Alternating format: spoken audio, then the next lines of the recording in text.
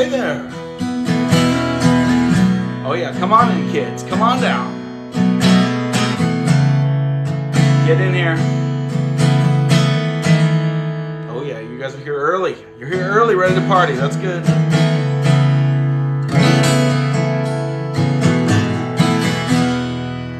Yo, where are you guys checking in from?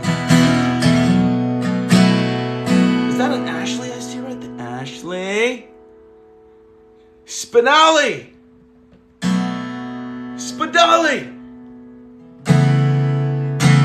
Come on down, kids. Gather around, everyone. We're gonna get healed. I'm sick of this shit.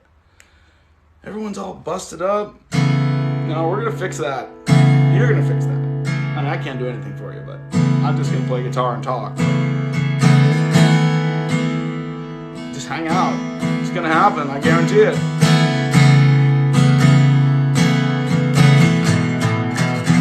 Alright, where are you checking in from? What's the weather like? What time of day is it?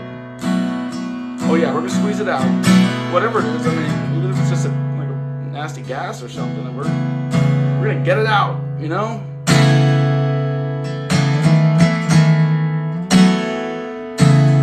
Ashley, how hot was it this weekend here? I was up in Julian the whole time? Wait, it's still the weekend. It's Saturday, right? It's Saturday. Oh man, I had a blast.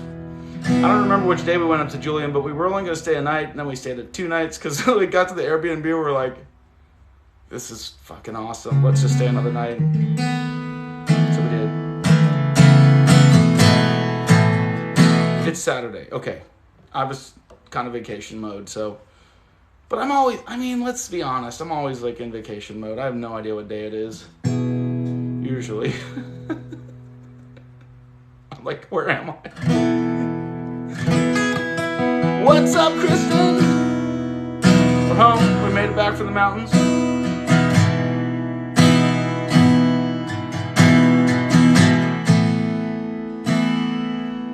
Alright, it's Saturday.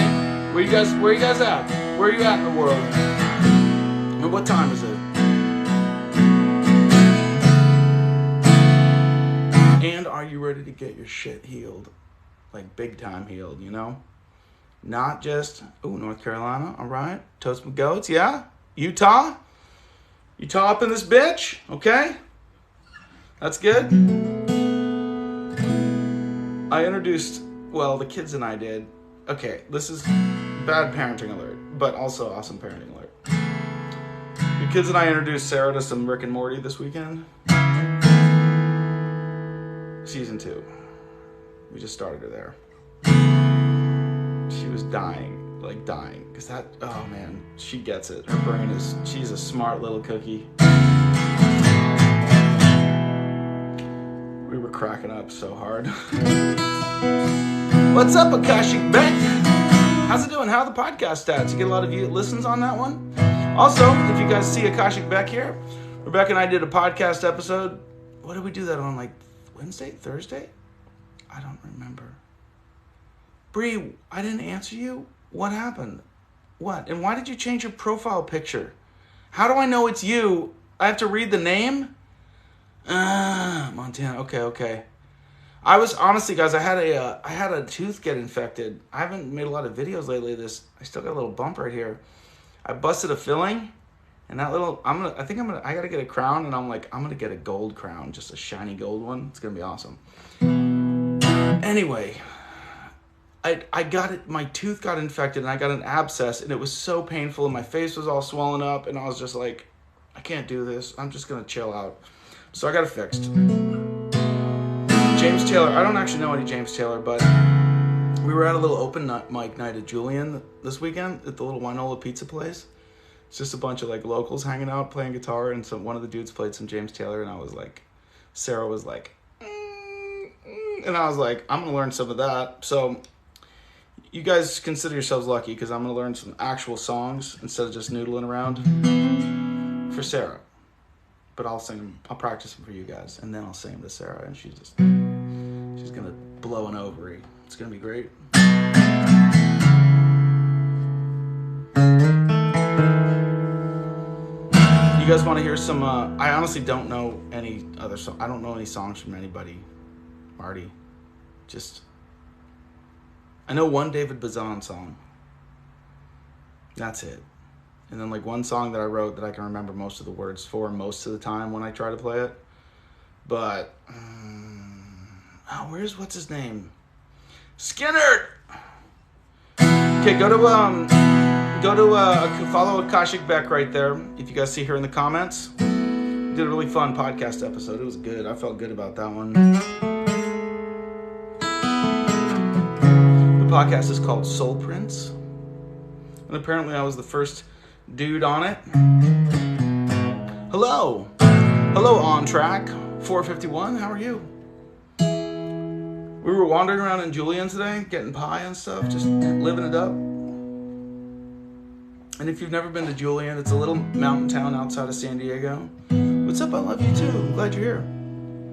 And it's just really cool. It's like old westy kind of vibes and a lot of cute little like gift shops and pie everywhere. There's just pie everywhere. Just in the streets, just covered in, the streets are paved in pie, you know? It's delicious. And we were walking along. Me, Sarah, my two kids, her two kids are on spring break at their dad's place in Tennessee. And some dude, I think his name was Zach. I hope he shows up tonight. He was like, "Are you the TikTok guy?" Well, I was wearing like a Hawaiian shirt and the green glasses and some tiny shorts, so it was like, obviously I'm the TikTok guy. I was like, yes, I'm the TikTok guy. So we hugged it out. We had a good hug. Hugged his girlfriend. He had a pretty cool Sportster. It was great. Anyway, neither here nor there. Then we had some pie. But man, Miner's Diner was closed. It's this greasy little diner. They sell all the good diner stuff. They have like malt shakes and banana splits, and they have deep fried pickles. I was so excited to just eat some really shitty food and feel like I was gonna die. And they were closed for a family event. And I was like, I'm family, you bitches. I was at the door like, no, screaming. They were all in there looking all scared, you know. It was tough. I was like, Sarah, just wait. I was like, banana splits, malt shakes, like all the greasy food, like onion rings. It's just like classic diner in the mountains. It's good too. It's like fair food. And it's like relative, you know what I mean? It's like, it tastes good when you eat it, but then afterwards you're like, I'm gonna die. Thank you for the roses. And then, you know what else happened? Kind of a letdown. I made a little story about it. We were in one of the gift shops and I found a tiny hairdryer, and I literally was just talking to Sarah this morning. I was like, Sarah, I need to find like a tiny little hairdryer, one that's like a miniature one, just for my mustache, just to melt the mustache wax. Because sometimes it gets a little clumpy, you know? You don't want that. That's not what you want. And I found one in a gift shop, like a joke one, a USB powered one, and I was like, look at this! It was seriously like the regular hairdryer, but it was teeny. And we were laughing, and I bought it. And I took it home, and we plugged it in, and it only blows cold air. And I was like, what the fuck kind of hairdryer is this? So I ordered something else on Amazon when I got home. It's the smallest thing I could find, because I don't want a big dumb hairdryer. I just want to get just the mustache, you know, just a little wax, brush it, and you gotta melt it in there a little bit. Otherwise it's like kind of gooey, but if you melt it in just right, that's when the magic happens, you guys. It's really something else, you know? But it was still fun. We had a lot of good laughs, and Nelly ended up taking it. What's going on? Okay, you guys, only a couple people checked in. We had some South Carolina, we had some Montana, I think, we had some Utah. Where are you guys at? Where are you coming in from in this world, in this wide world of TikTok? Also, if you read the podcast, God. Checking in now from Vegas, Robert Vegas. Okay, I'm going to say Vegas. Indiana, Alabama, Columbus, Ohio, British Columbia, Canada, where is that? Tunisia? SoCal, all right. We got some SoCal. Vegas. We got some Vegas, Connecticut. All right, nice. Fine. All over the place. Michigan, nice. South Carolina, digging. Oh, I forgot I can do this thing where I can actually read the comments big. Yeah, that's better. North Africa, really? That's awesome. Tennessee. Hey, where in Tennessee are you? Are you close to Nashville?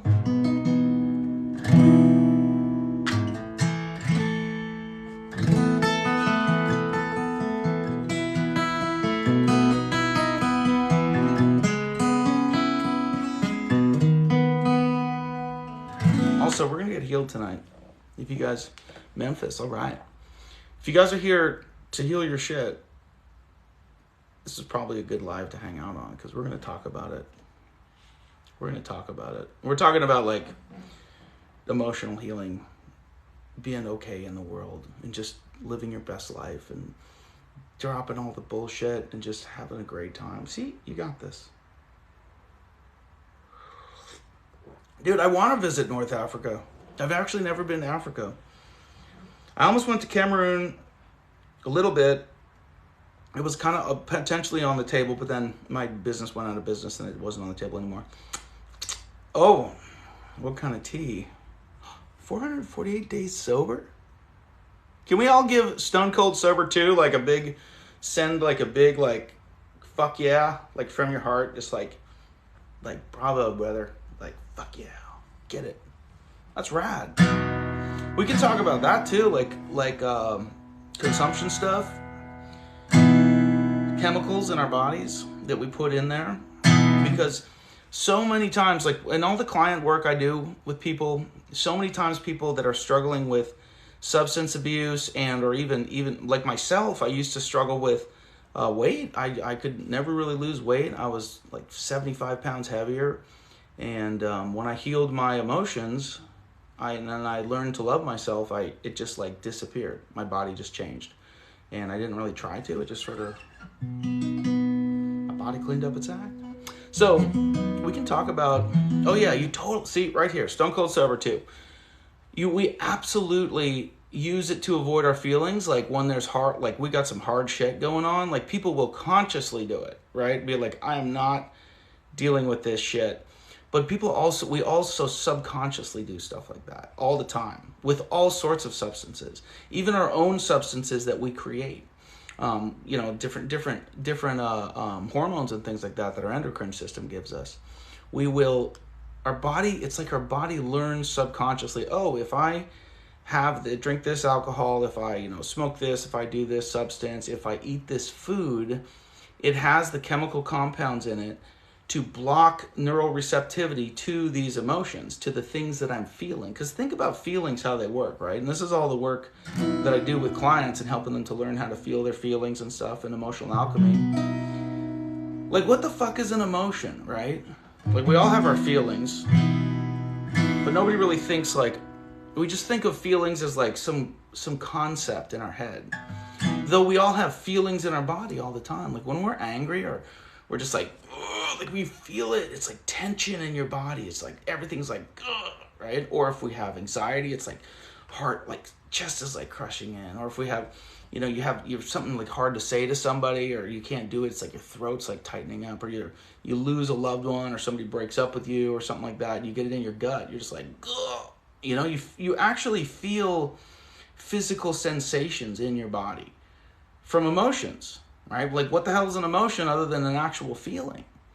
And it's the same with, I know we don't have to go into that, but it's all of those things. We feel these actual emotions. And so what's happening in our bodies is your endocrine system, your hormone system is firing these different substances, if it be cortisol or adrenaline or things like that, that actually give you that kind of cramping in that area. And it can happen all through your body. And you feel it like almost an energy, like coming up your spine. You're like, I'm so angry, You guys know what I'm talking about.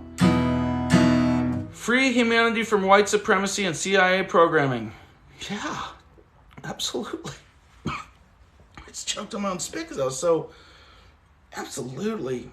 I think that's a great idea. I'm having hibiscus tea. It's this one.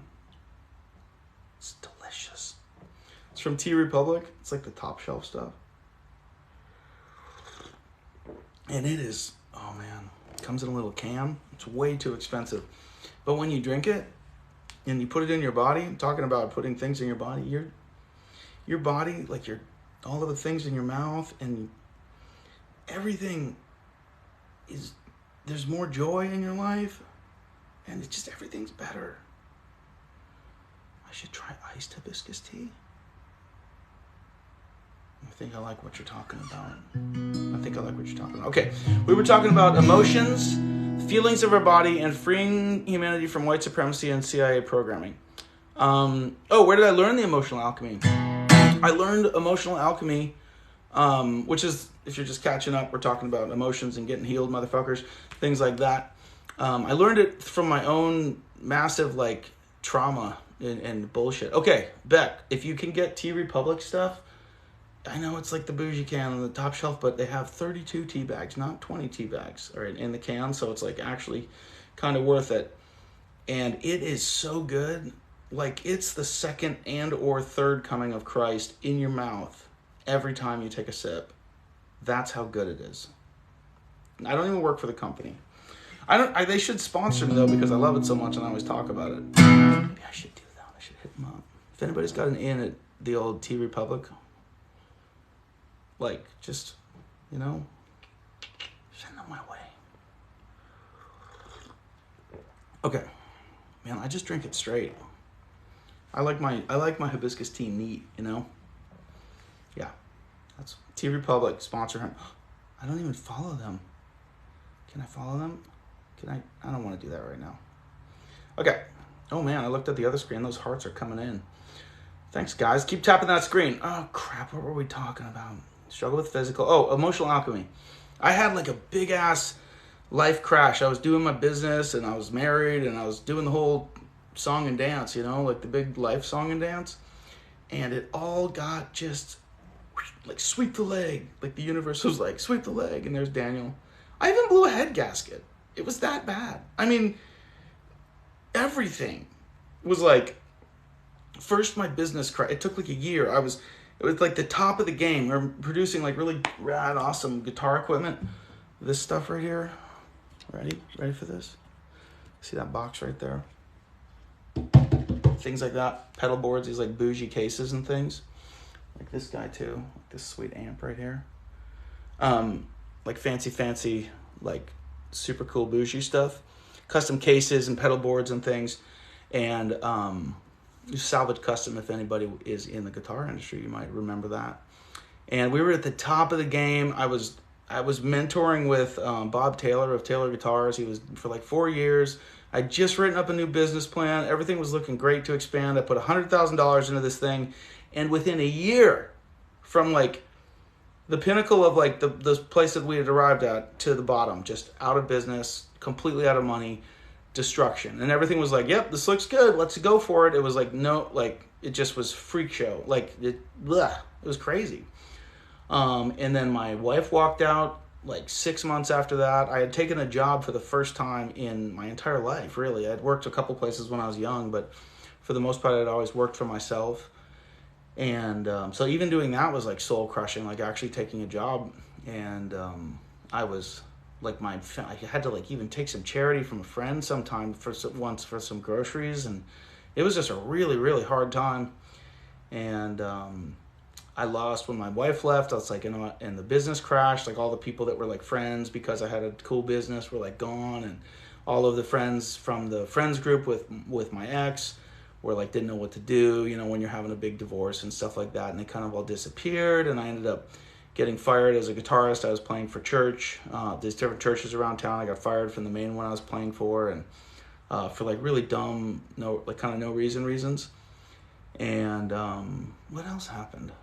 Everything. I had been the president of the school PTA.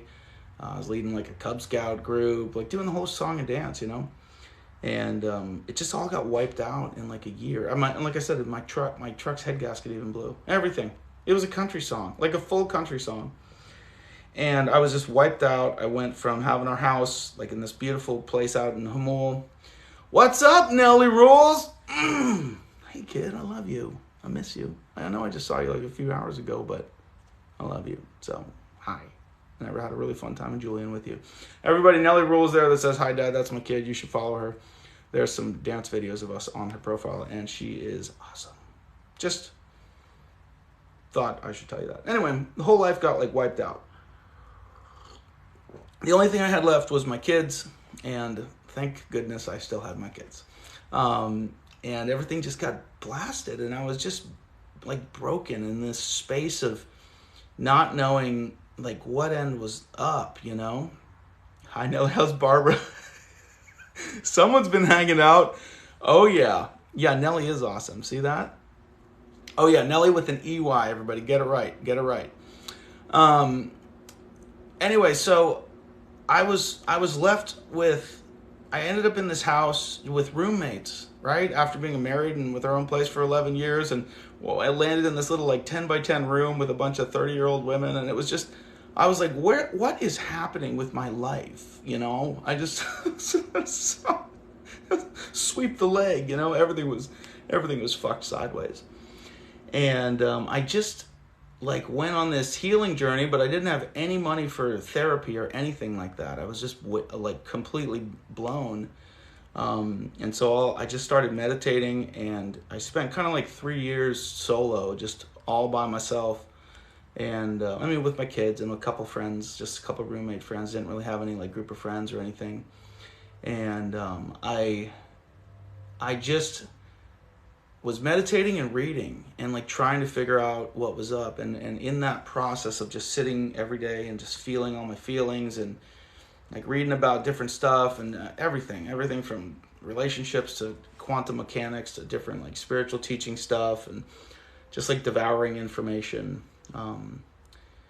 And because that was like all I could afford for therapy was some, you know, audible books and some books from the bookstore, just books I had gotten from friends and things. And I discovered that I had all of these feelings in my body, and I was also interested in like neuroscience and stuff like that, and how the brain works and how the energies of the body work and everything. And I just started kind of piecing stuff together, and in a couple like deep meditation. Oh, and you said you left religion, you've never felt more free. That was another thing too. I've been involved in Christianity my entire life, like deeply involved. I was playing music like in church my whole life and things, and I had lost all that too. Like it just stopped working for me. Everything failed, and I was just, yeah. Anyway, I have heard of the I Ching, or the I Ching.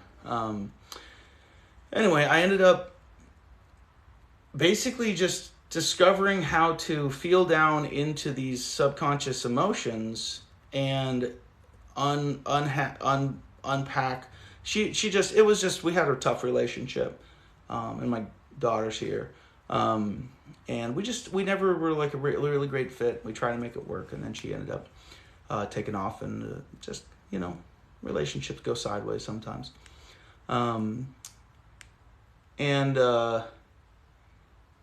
I ended up feeling into these things, and I learned how to like unpack these old subconscious negative self-belief systems within myself through feeling down deeply into these. And then I ended up over the years developing a system I call emotional alchemy, which is just my own version of healing. I mean, you can find similar methodologies all over the place because everything is the same and it's all one. We just define it different ways.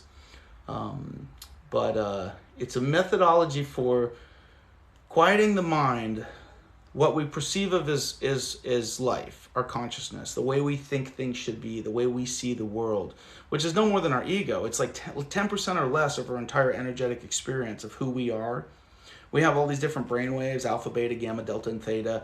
We have, in our alpha brain waves, we have our consciousness. That's basically those upper brain waves where we're like, oh yeah, I see, you know, you're on TikTok, you see me talking, you're listening to this information, you're thinking about it, you're like, maybe what am I going to get to eat? Oh, I'm tired, you know, things like that. Like that's consciousness, thinking about what's coming up in the future, thinking about things from the past, whatever you're thinking about.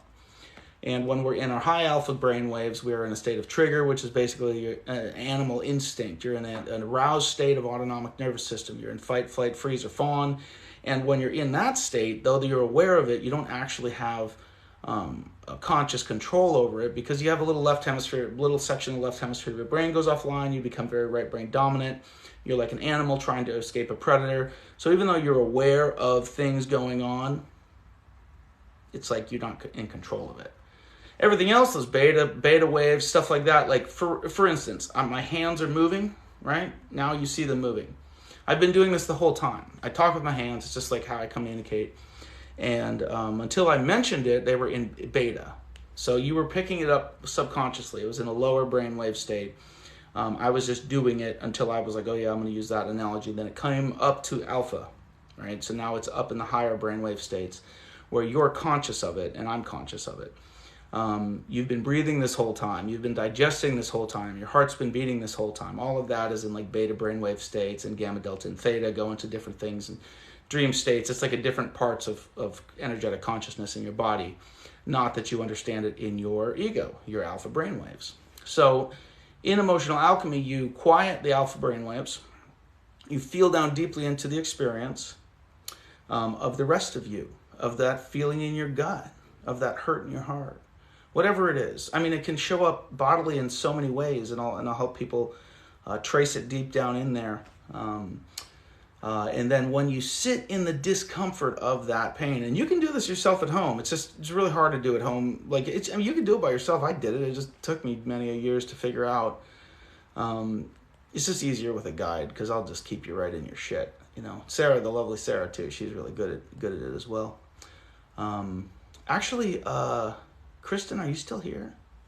Or if anybody's done any sessions with me or Sarah, like feel free to jump in. I don't necessarily have any books I could recommend on these things, because this is my own methodology that I've pieced together from reading hundreds of books and different things. It's like it's not original thought, because there's other methods like somatic experiencing that have similar themes, but. And then you can look at like spiritual kind of things, maybe like shadow work or something. But I haven't found a lot of people that are really great at like really nailing it and integrating in that arena. Anyway, the process is you get down there deeply into the feelings of it, and I'll usually walk someone through a visualization process of what color is it, things like that, just to keep you in the feeling. And as you keep your consciousness and your awareness on the feeling, just like when I mentioned my hands moving and it came up to alpha brainwave states. Before it was in beta, these like deeper feelings, when you sit in that pain, I call it the pain portal, because it's like uncomfortable. It's just like, it sucks. It's like you have to go in there and feel this thing that you've been blocking this whole time. And I can tell you why you block it in a second here. But once you kind of sit in the pain of it for a little bit, and you just quietly feel into it and feel into it and feel into it and feel into it, and you don't force it, it's putting awareness on the sensation, which then brings it back up into your alpha consciousness, and you're able to like, holy shit, like these memories come back, and traumas and things come out, and you're able to then reconcile this really painful stuff from previous experience with your current reality, which is your moment. And then you're able to do a little bit of reprogramming, because in that painful sensation, that pain portal, you're having an injection of cortisol, which is the actual like chemical that makes you feel tense. It's the stress hormone, and cortisol pretty much floods your whole system when it happens, and it floods your brain, and you have open neuroplasticity. So now, before, neurons that fire together wire together. When you have a context, or when you have a painful situation in a context, those neurons get bonded together. So now anytime you're in this context, maybe it's a relationship, you had a really shitty relationship, it blew up, it was super painful. Now you get in a new relationship that has nothing to do with the old relationship, but it still feels like shit. Like, that's neural bonding. That's the learning event in your brain. So what happens is it opens up that neuroplasticity for a little bit, and then we reprogram, doing a little bit of like meditative focus kind of programming, and get you into a new way of feeling. So it's a way to reprogram the way you feel about life, and the way you feel about life is the way you think about life, because the way you think about life is nothing more than your ego, and that's less than 10% of your experience. So you get in there, you dig around in this shit, and you bring it up to the surface, and then you end up reprogramming it into a new way to feel, and it's pretty great. So that's the basics of emotional alchemy. The reason this stuff gets suppressed is when you have a traumatic event emotionally, I'm going to go to the 20s. We got his 26 hard age, and why is your 20s so hard? Your 20s are hard because you've gotten yourself into like the real world, right? And you're trying to grok like what is reality, you know? You were in this like little happy state of you know, with your, maybe not happy. I mean, some people have a really tough childhood, and I know this from working with a lot of people. But you end up, hey, thanks for the present. You end up going from this state of simple, everything's kind of chill, to like, holy shit, I got all these like responsibilities and things, and everybody's telling me I got to do this, and I got to do that, and I got to be this, and I got to be that, and things like that. And then all of a sudden it's just harder, right? Because nobody has told you that you're absolutely okay, unless you've been watching my TikTok. But you're totally okay. Like everything's fine. Like it doesn't have to be hard. The only reason it's hard is because of your perspective. So here we go. Be healed, motherfuckers. Like you're absolutely okay. Everybody's feeling the exact same feelings right now. All of the energy of life is flowing through every single one of us in this moment. All of the things. Just simply the way that energy works. It's simply the way that the quantum nature of existence works. You're all feeling the exact same thing. I'm feeling the same thing that you're feeling. It's just our perspective and the way that we see things, the way we perceive things in our ego, in our alpha consciousness, that makes it hard or not hard. That makes it pain or makes it pleasurable. That makes it, you know, black or white. You know, it's just perspective. So take a damn breath, all you 20-year-olds that are freaking out about life. You're okay in this moment. You're totally fine. Everything is going exactly the way it's supposed to be. So you learn to get into being okay. You learn to say, oh, this is just life happening. And it's my perspective that causes it to be painful or not. It's my perspective that creates my reality. Because what's creating your reality is the way that you feel. What's creating everything is entirely the way you feel. And we don't have to get into like the depths of quantum mechanics and things like that, but effectively it goes like this.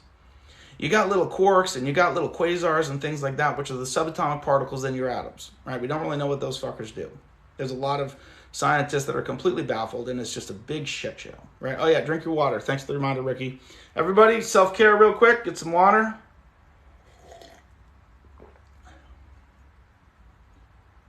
Everybody getting your water? A little chapstick.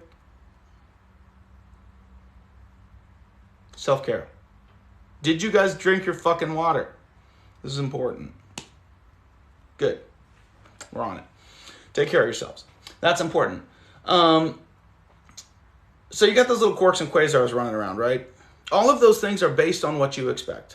Every single one of them. You expect your things to be a certain way, and those quarks and quasars line up to be a certain way, which creates the atomic field of your electrons spinning around the little nucleus, little protons and things like that. I mean, if you paid attention to any science classes, I did not. I didn't pay attention in school at all. I did read about all this stuff later. When you expect it to be a certain way, and this is what quantum mechanics is showing in science, when the scientists expect it to be one way, it is that way. When they expect it to be another way, it is that way. And it gets real crazy because you got these little subatomic particles that can do things like quantum tunneling. They can be here, and then all of a sudden they're here, and they didn't move here. They were just here, and they were here. It's the same thing that happens in the sun. That's how we get all the energy from the sun. You get these hydrogen collisions. You get this nuclear fusion process where these things quantum tunnel into each other and explode, and photons then shoot out of the sun and give us all of our energy. It's a real wild thing. And then you get little things that can spin one way and spin the other way at the same time. Like, nobody really understands how that part works. But what happens is, when you expect it to be a certain way, then they align a certain way, and then it creates a particular grid of how the electrons spin and things like that. And those electrons then build up all your different molecules and your things like that, and then they build up all your cells, and they build up all you, and they build up all the energy around you in your entire life. So your life is basically how you expect it to be. So if you expect it to suck, it's going to suck. Now that's the simple version. If you feel like it's going to suck, it's going to suck. And if you've had a bunch of traumas and things like that and bullshit going on that's causing you to feel like it sucks all the time, it's going to keep sucking. Because your moment is what creates your future. That future you're worried about doesn't exist. It's not a thing. It never will exist. You will only ever be in the moment. All of the past that you remember, like, where is it? Like, put it in a box. If somebody can take your past and put it in a box, I will give you my address. Let's friend it up, and you can send it to me. Like, I'll send you a free t-shirt that I haven't even made yet, right? You'll send you this one off my back, which a company called Inner Thread sent me, and it's really nice. I highly recommend following these guys. They're on TikTok, on Instagram. Inner Thread, it's like this mindful meditation company thing. And man, I'm telling you, the nipple comfort on this thing is legendary. It's made out of bamboo, and it's got a little stretch to it. And oof, you want to talk about feeling good? Put one of these shirts on, and you'll just be anyway. So your life is completely based on what you expect it to be. Like, your future doesn't exist. You're creating it right now. And so whatever you end up in your proverbial future is still your now. It's still the moment that you're in.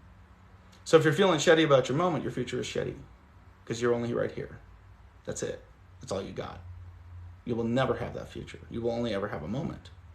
And if you're thinking, oh, I have to attain this to arrive in the future, well, you're fucked, because you only ever have your moment. You have to be here now. You have to choose right now that it is okay. You have to choose right now that it is perfection. So here you go. Here's a little spell.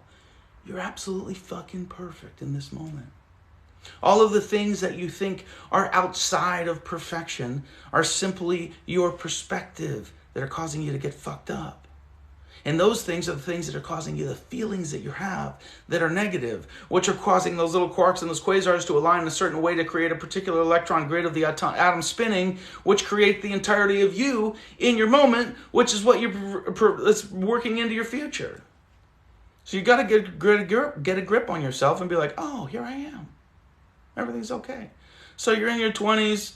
Yeah, you think it's hard. Take some hits. Like, try having some hits. You'll realize that your 20s are great. Go skate. Go have a good time. Like, stop listening to everybody telling you got to do something. Just find out how to enjoy your life. Do something meaningful for you. Do something that you love.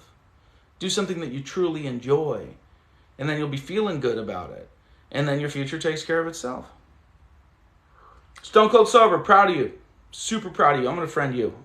What was it, 400 and something days sober? Like, super proud of you, man. I'm glad you're here. Bam. Friended up. We're friends now. Okay, what did you guys have me yapping about? I don't remember. Intrusive thoughts, fears. Yeah, those are a thing. Haven't tapped in a while. Happy to be here. Yeah, glad you're here, Brown Bear. I want a session, my dude. Okay, hit the website up. It's just DanielTyack.com. Super easy. It's my username. Or there's like little link tree shit in my bio you can find. I do emotional alchemy sessions, and the lovely Sarah does emotional alchemy sessions as well. We were just in Julian and an Airbnb this weekend, and oh man, it was fantastic. Oh, it was so good.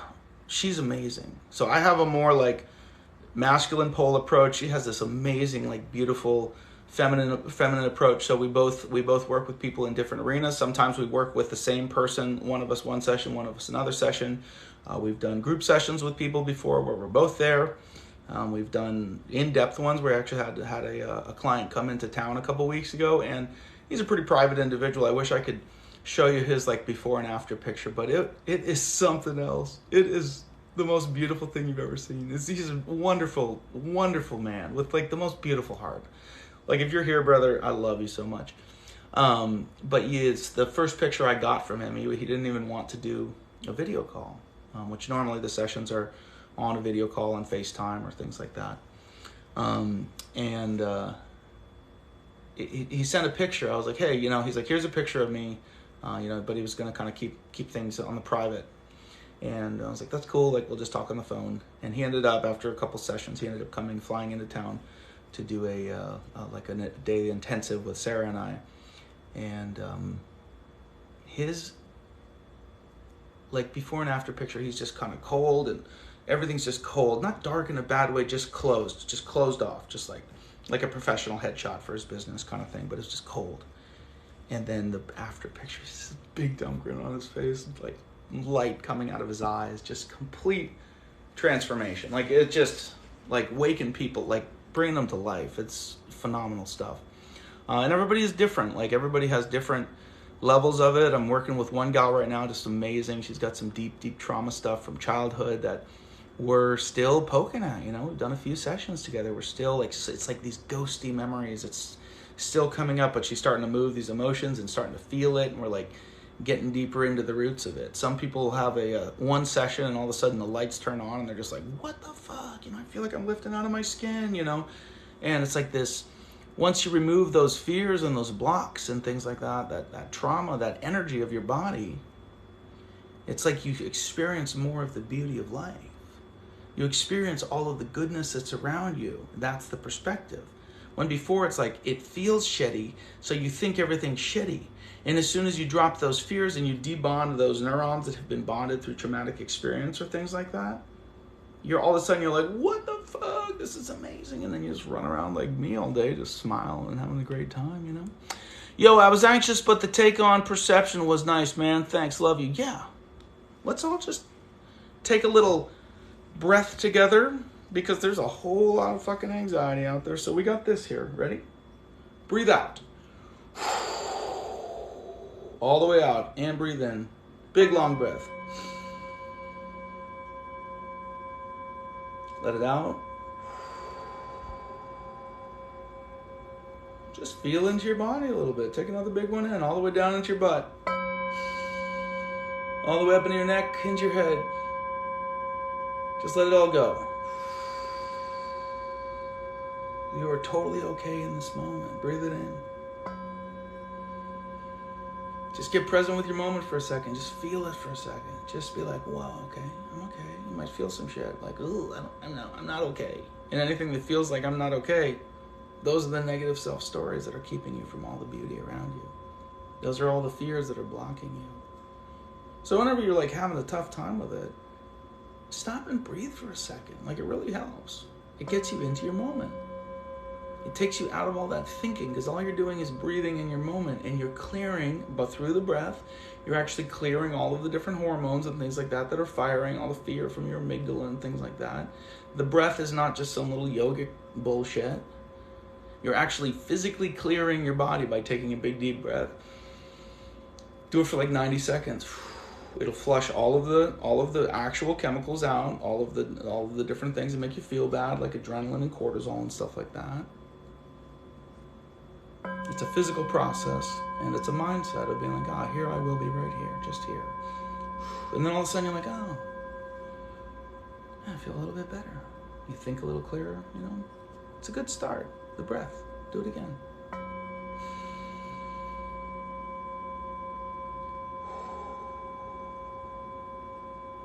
A couple more times. Nice deep breath in. Long breath. As long as you can. Like.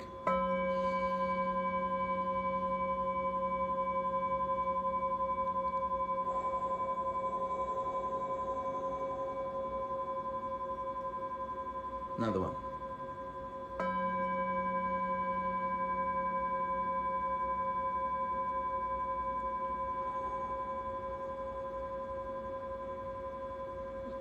Is anybody feeling a little bit better already? Nothing magical about it. Just hacking into that dumb meat suit that we run on. Getting a little straight mindset. Being in your moment. And all of a sudden it's like, I feel a little better. It's a practice. All right. Thanks for getting yourself out here to help others. Yes. Appreciate you, Satanic Health Kick, and I love that name. Do you do discovery calls or communicate via email only? If you are interested in doing a call, hit the email form up, and there's 3 different options, which my website's it's literally just a contact form. It's bullshit, but I was too busy skating and stuff. Sorry. Doing TikTok videos. Hit the website up.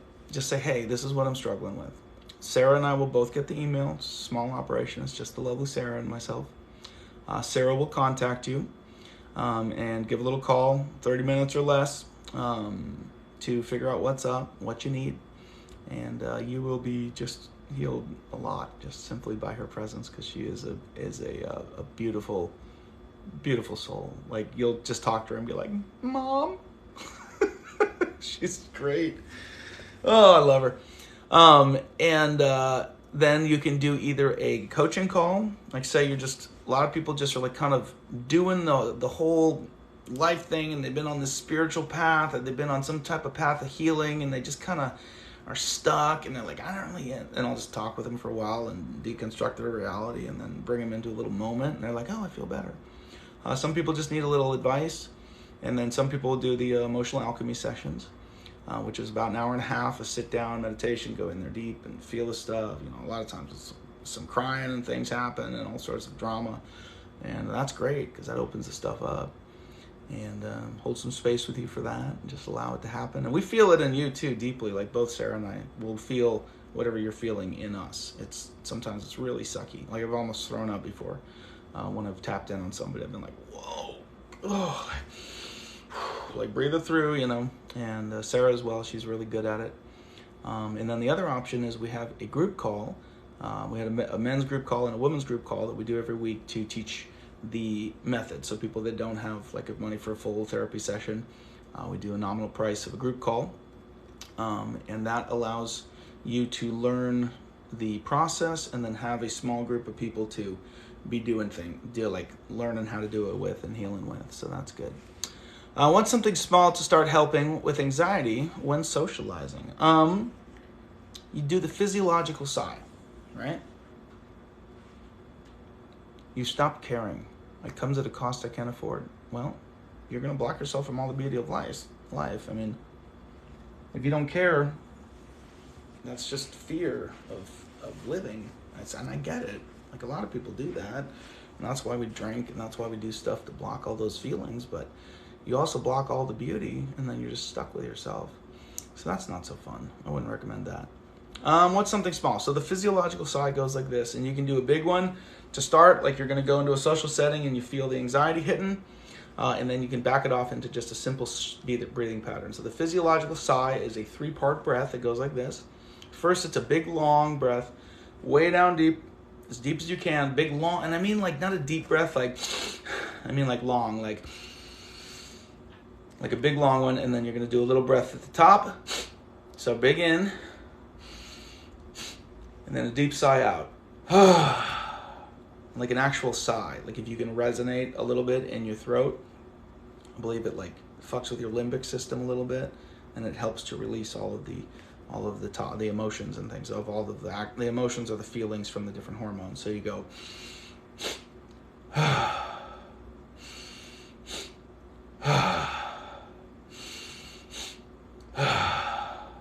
and you can feel this like dropping of everything.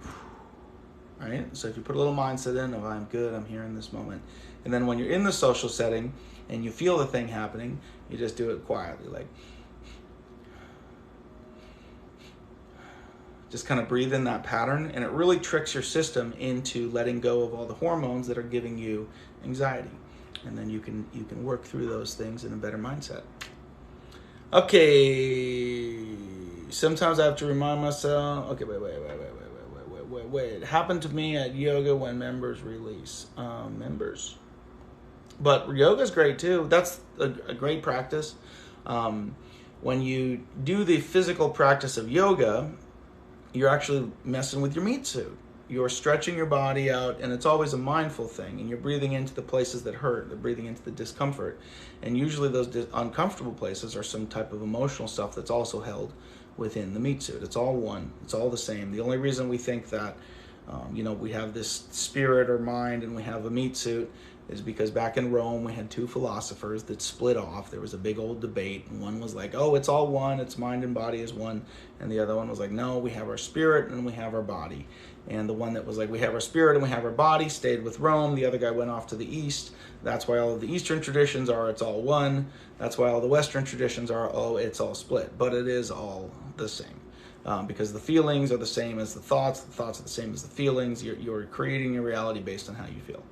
And it was just a simple split, and we have our entire culture has come from Rome. It was a 1,000-year reign, and it completely set the course for Western culture as we know it. Let's see. So yeah, yoga is great. That's a good practice to do stuff. Sometimes I have to remind myself that others have it much worse than me. Oh yeah. I mean, there's always somebody dying of leprosy. There's always somebody dying of AIDS. There's always somebody dying of like horrible diseases. There's always somebody being beaten. There are people in cages right now. Like even in the States, like in the United States, there is some fucking shit going down. And you are absolutely bullshitting yourself. If you're sitting here on TikTok and you have a phone and you can watch this and you think you got it hard, like get a damn grip. Get some perspective. You're just in a moment experiencing an experience. And it is your perspective that's fucking it up. Alright? Pro tip. Just too much. Mo Grows, what's going on here? Brother, sister? It is too much. I get it. Trauma is a bitch. Where you at? I'm going to friend you. Because I love you. Alright? Bam. There. I don't know you, but I just want you to know that I love you and we're friends now. Because sometimes it does feel like too much. Right? Like sometimes it really, really does. And that's okay. Like, I get it. I've been there. I've been there laying on the ground in a little ball, like all curled up, just like, can't do anything. Like, it sucks. Like, I get it. But you can get out of it. You got to start choosing to get out of it, though. You got to be like, I'm gonna make a damn choice to get out of this thing. Because no one's going to do it for you. No one's going to come pick you up. No one's going to do it. It's all your perspective. It's all an internal game. All of the things that you think have to be right are all an internal game. That's why you think it has to be this way or that way. It's entirely your perspective on your experience. And you're doing okay, even when you're not doing okay. You just don't know it yet. User 749-6233-804-697. I am not a doctor. Nope. Stop caring. Wait. Oh, shit. We are all in this crazy reality together. May as well help and care. Yeah. Just care for each other. Your videos really... And when you can care for others, that means you can care for yourself. If you can't care for others around you, it's because you don't care about yourself. You don't love yourself. So you got to learn to love yourself. And you got to learn to accept that. You got to learn to get, like, grok your reality here. Reality. I say that very loosely. Because when you can do that and you're okay within yourself, then all of a sudden you start to really care about other people. And then when you really care about other people, then it, like, is a give. It starts this love loop of, like, acceptance of self and, like, oh my gosh, these people, I love them. And then they're like, oh my God, you love me? And they're like, I love you. And you're like, oh, everybody's happy, you know. Cuckoo. Yeah, you said it. Your videos really help me, man. Love the advice you give. Gives me a different perspective on life. I'm glad. Hey, Daniel, if you have a poor image of yourself, how do you reinvent yourself? You just got to start. Start doing it. Ask yourself, why do I feel that way about myself? Like, do this. This is my favorite practice. What's up? Definitely Zach's fault. Man, I miss you, Zach. I know, even if we've been on TikToks, I haven't seen you on here, so we must have just been missing each other. But here we are, having a big love fest. All right, if you have a poor image of yourself and you want to get better, do this. Be like, everything is perfect, and I love myself. Right? And then everything that comes up that's like, it's not perfect, you motherfucker. Like, what about this? Well, go work on that. Figure out how to let that go. Figure out how to change your perspective on that and create a moment of perfection with it. Because everything that comes up that tells you you're not in perfection is your work to do. So that's how you reinvent yourself. Just keep going in on the painful points. Take care of that. Sometimes you feel like I feel like you cut off there, Elizabeth. Sometimes I feel like...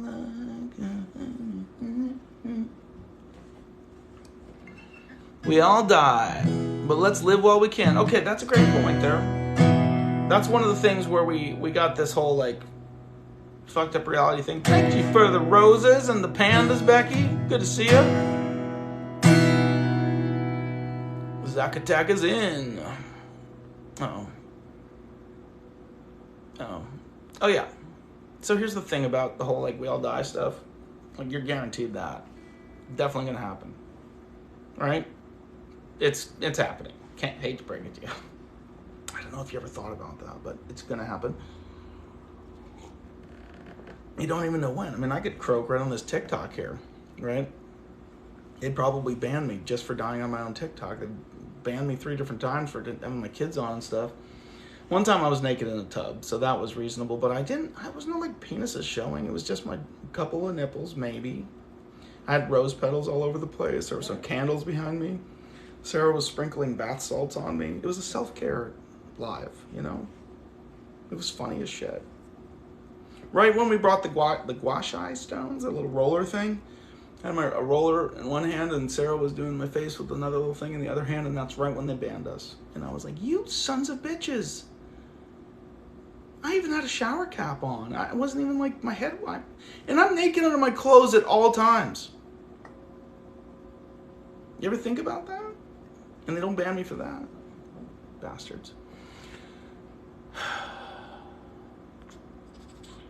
Oh yeah, we're talking about the whole you're gonna die thing. You gotta look at it this way. You're like this little space fart, right? Of nothingness. A bunch of little buzzing atoms on a tiny rock in an infinite void with no end. And you're like, oh, this is so real. It's like, get over yourselves. You're fine. You're just a space fart.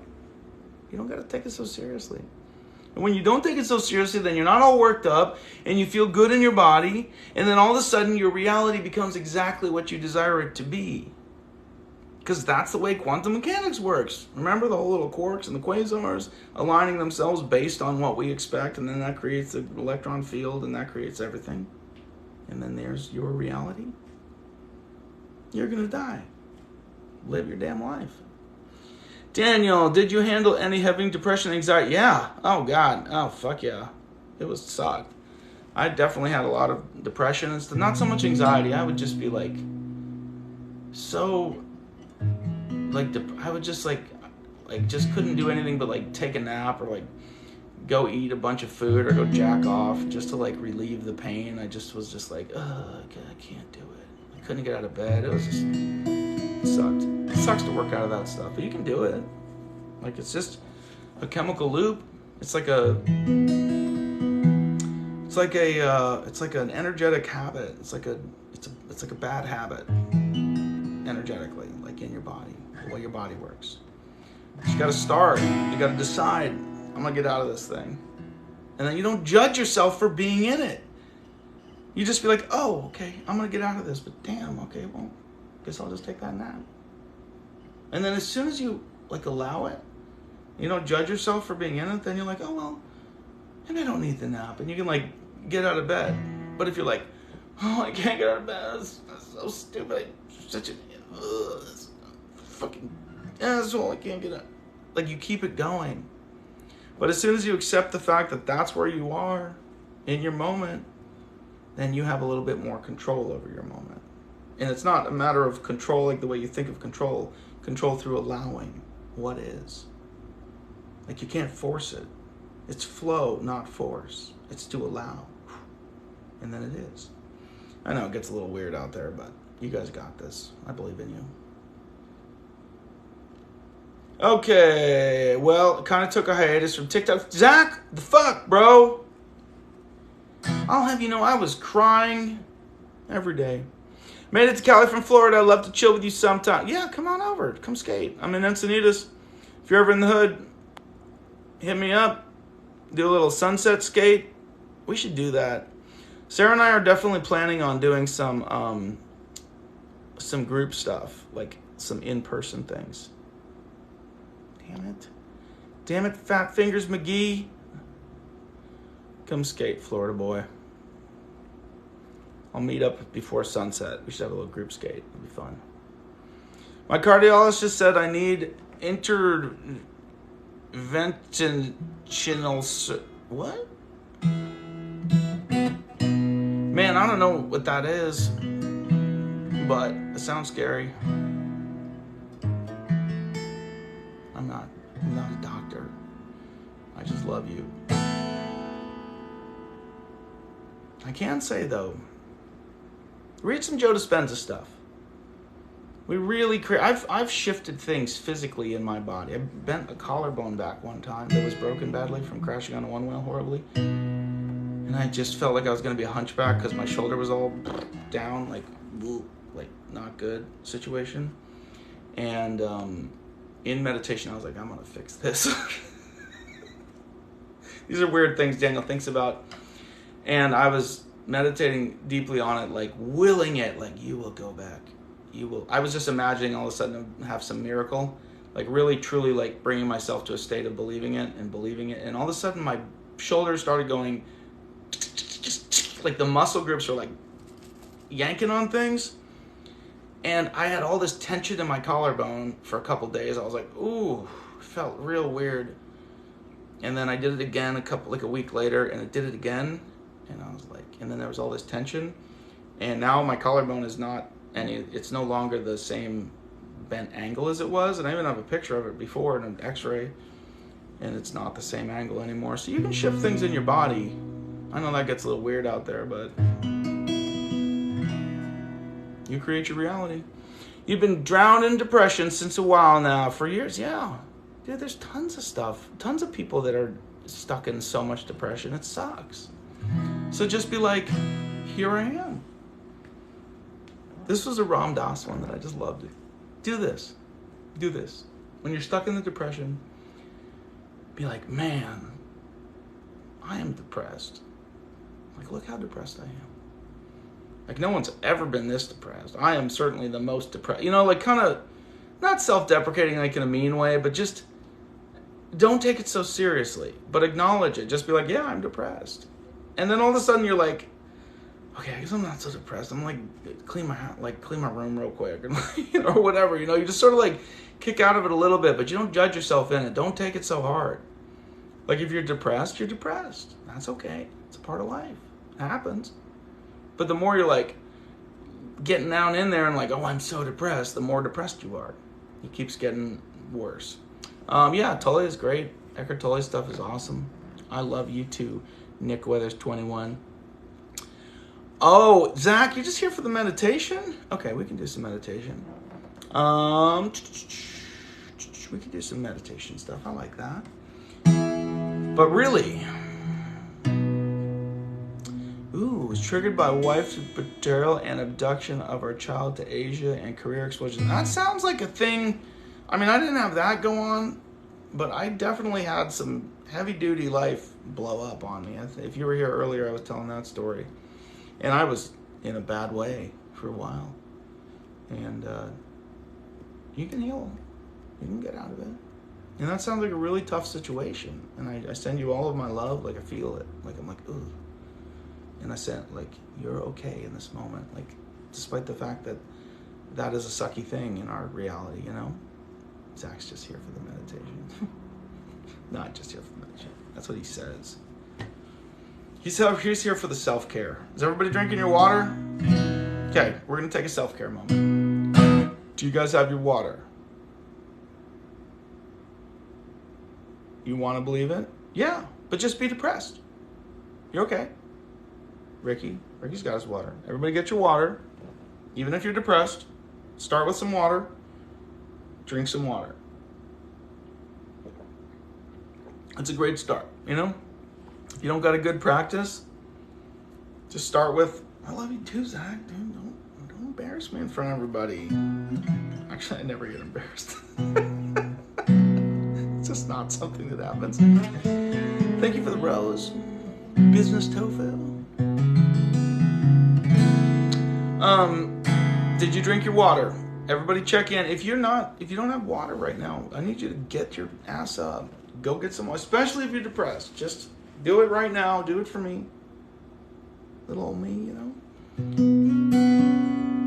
We will do a meditation because Zach's here. Okay? Drink your water and check in. Yeah? You drank some water? Everybody? Water is in hand. Good. Yep. Got your water? Good. Good. Yeah, okay. Gotta take care of that body. That meat suit. You can take care of yourself in so many different ways. You don't have to do like, oh, I'm going to do the spiritual thing. I'm going to do the meditation thing. I'm going to do the yoga thing. I'm going to do the health thing. I'm going to do the whatever thing. Like, you can come to the feeling of connected. You can come to the feeling of outside of that little narrow band of ego consciousness so many different ways. You can go on a health kick. I had one friend, Carissa, lovely gal, still have that friend, and she was a super high powered like exec up in Hollywood. She was the VP of finance for Universal and Paramount, I think, like managing billion-dollar industries or companies. It was wild stuff, and everybody's all coked out and just blasting, you know.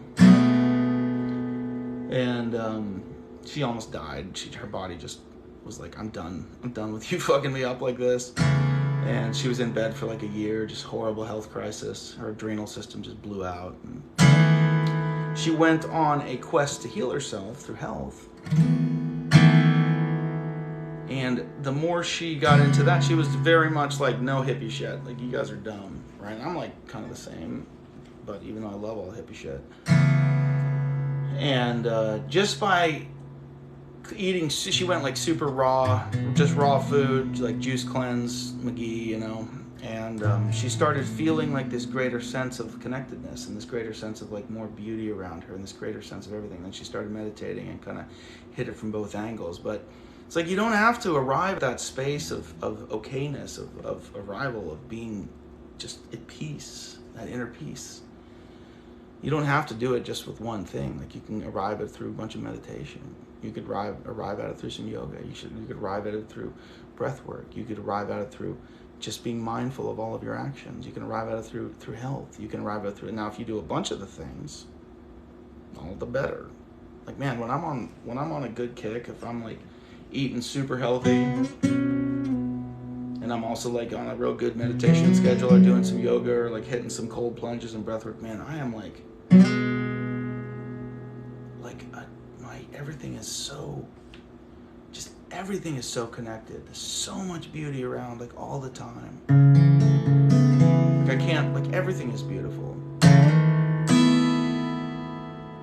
So, I highly recommend just drinking some damn water, guys, you know, just start with that.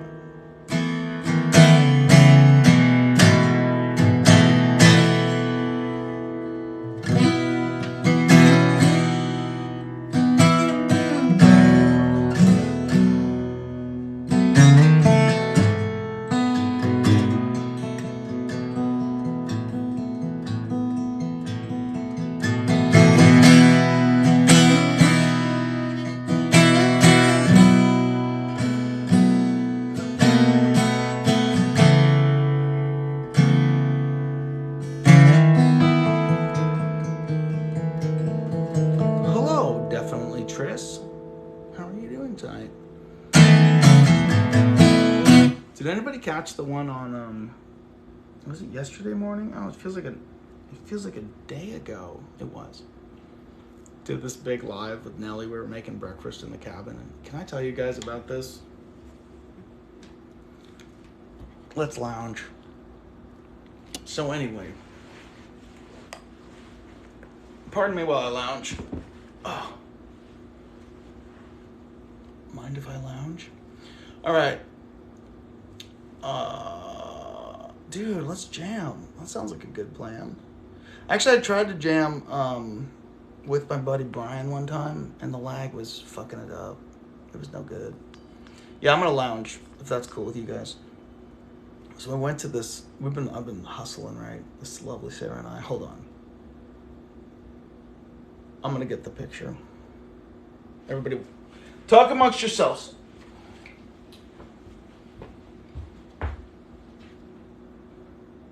Be good to each other while I'm gone. I'm coming back. This is the lovely Sarah. Look at her. Look at that. Look at that light coming out of her. Isn't she just a beam of fucking sunshine? Right? What's up, Gemma? What? Hi. Bring me some chocolate. Okay. The lovely Sarah can hang out right here while we lounge together. Anyway, so Sarah's kids are in Tennessee. with their father. So she had 2 weeks for spring break, and we decided, oh man, I should have put that picture up higher. That's better. God, I love her. And so we were like, we're going to take a little break because we've been hustling pretty hard, like going at it hard. And she just transitioned and doing full time with emotional alchemy and things like that. And I highly recommend you guys head up the website for an emotional alchemy session if you guys have been following along for this whole time. If you're struggling with stuff, because either one of us would love to help you through it. But we're like, let's go get an Airbnb in Julia in this little mountain town. And we're going to just vibe out. We'll do a candle, Zach. Calm down, Zach. It's definitely your fault. It's definitely Zach's fault, everybody. And so we got this. Sarah arranged it because I'm just really not great at arranging things. I'm real great at being in the moment and organizing the moment, but when it comes to a little bit of planning, I'm in the moment. She's awesome at it, though. So she hooked up the Airbnb, and we took my kids out there, which was great because that was the first time she got to spend like focused time just with my kids. And we cruise out there, and it was just, the cabin was we were only going to stay a night, like have a little overnight and go wander the town and stuff like that. And we got out there and we're like, this place is so sick. It was awesome. Like we could easily throw 10 people in this place, and we had it all to ourselves. And it was just this like beautiful little cabin, and right on the outskirts of this little town. It's like a minute drive into town, and it was just like so good, and we were just having a blast. So we did this live on Saturday where I was making breakfast with Nellie and just made this like banger of a breakfast. We're talking, we had the whole shebang, right? I did like poached eggs, couple of over easies for the kids. Aiden and Nellie like those. Did some hash browns, bacon, thick cut, the good stuff. Big old bowl of berries, some cream, whipped cream, not the shitty stuff, like the good stuff. And it was, oh man. Oh, Brenda was there. What's up, Brenda? Did you hang out for a while on that one? We were having a hoot, and then we all went outside on the picnic table and like ate it outside. We were dancing on the table. I downloaded that one and I was watching it, and Sarah was definitely wearing like a crop top and almost had some boob slips. She was like dancing on the table. I was like, oh man, we're gonna get banned, but they didn't ban us, so it was pretty fun. Yay, Brenda, you were there the whole time. It was so fun. It was great. Nellie just putting on the Nellie show. She's hilarious. Anyway, it was just like such a good time. Are my kids here? Are any of the kids here? Let me just check these viewers real quick so I can tell you actual stories, because god damn it, fat fingers. Okay, what's up, Clater Amps? Okay, I don't see my children here. I don't see Sarah's children here. All right, I'm gonna just I think they're not here. Anyway, so basically it was like Sarah and I are trying to figure out how to go bang it out. What's up, Paul Habrit? Good to see you. And with my kids there, right? So it was, parenting is hard when you're just horny and want to have a great time. I don't see my children here. Yeah, well, you gotta tell some stories. And basically, let's put it this way. I looked at my phone, the pictures on my phone. I don't even have any pictures of the trip. It's just like naked pictures of Sarah and I just fooling around and having a great time. So that's cool. It was great. Anyway, it was so fun. We just had like the most vibey time, just chilling, eating like good food. We didn't even leave the cabin much. We only went to town today and like wandered around and ate a bunch of pie. And we did this big old, it was like a 3-hour mega live. I just had the camera running the whole time while we were making breakfast, and it's like wandering around in the tiny shorts, and it was just like the fun. Sarah was just out in the grass the whole time in a blanket. She was doing a little bit of work, but she was just like laying out there in the sun, like under the trees, and just, it wasn't even grass. It was like just beautiful ground covering that had grown up. And it was, I tell you, it was something else. It was just the best, like most like soul fulfilling time of just like being present and not having anything to do and just like hard vibes. Anyway, so last night we put the kids to bed, right? How did this even start? We're making out. We go upstairs and we're like immediately making out. And then I was like, I'm banging you on the porch. Let's go. And she's like, I'm in. So we go out on the porch, right? And we end up on the little couch thing. And that poor little teak couch, like, it was not designed for that. It was some nice outdoor furniture, but it wasn't like heavy duty, right? And so we got a little carried away, and it was thumping around. It didn't break, luckily, but I was like, Sarah, like, we're gonna wake everybody in the neighborhood up. We gotta stop. So we went out in the yard and had a great time. And then this morning for breakfast, and the kids, Ellie's like, were you having a dance party last night? Because I heard like, and we're like, yep, definitely we're having a dance party. Sorry, guys. And Ellie's like, yeah, my bed was shaking. And I'm like, oh my God. Like, oh my God. Anyway, it was one of those. It was freaking ridiculous. But it was the best. It was just fucking hilarious. Nellie was like, I was trying to go to sleep. And I was like, oh. And I was like, oh my God. And Aiden was like, yeah, I was just. They both heard the whole shebang. I just don't even know what to do sometimes. Like,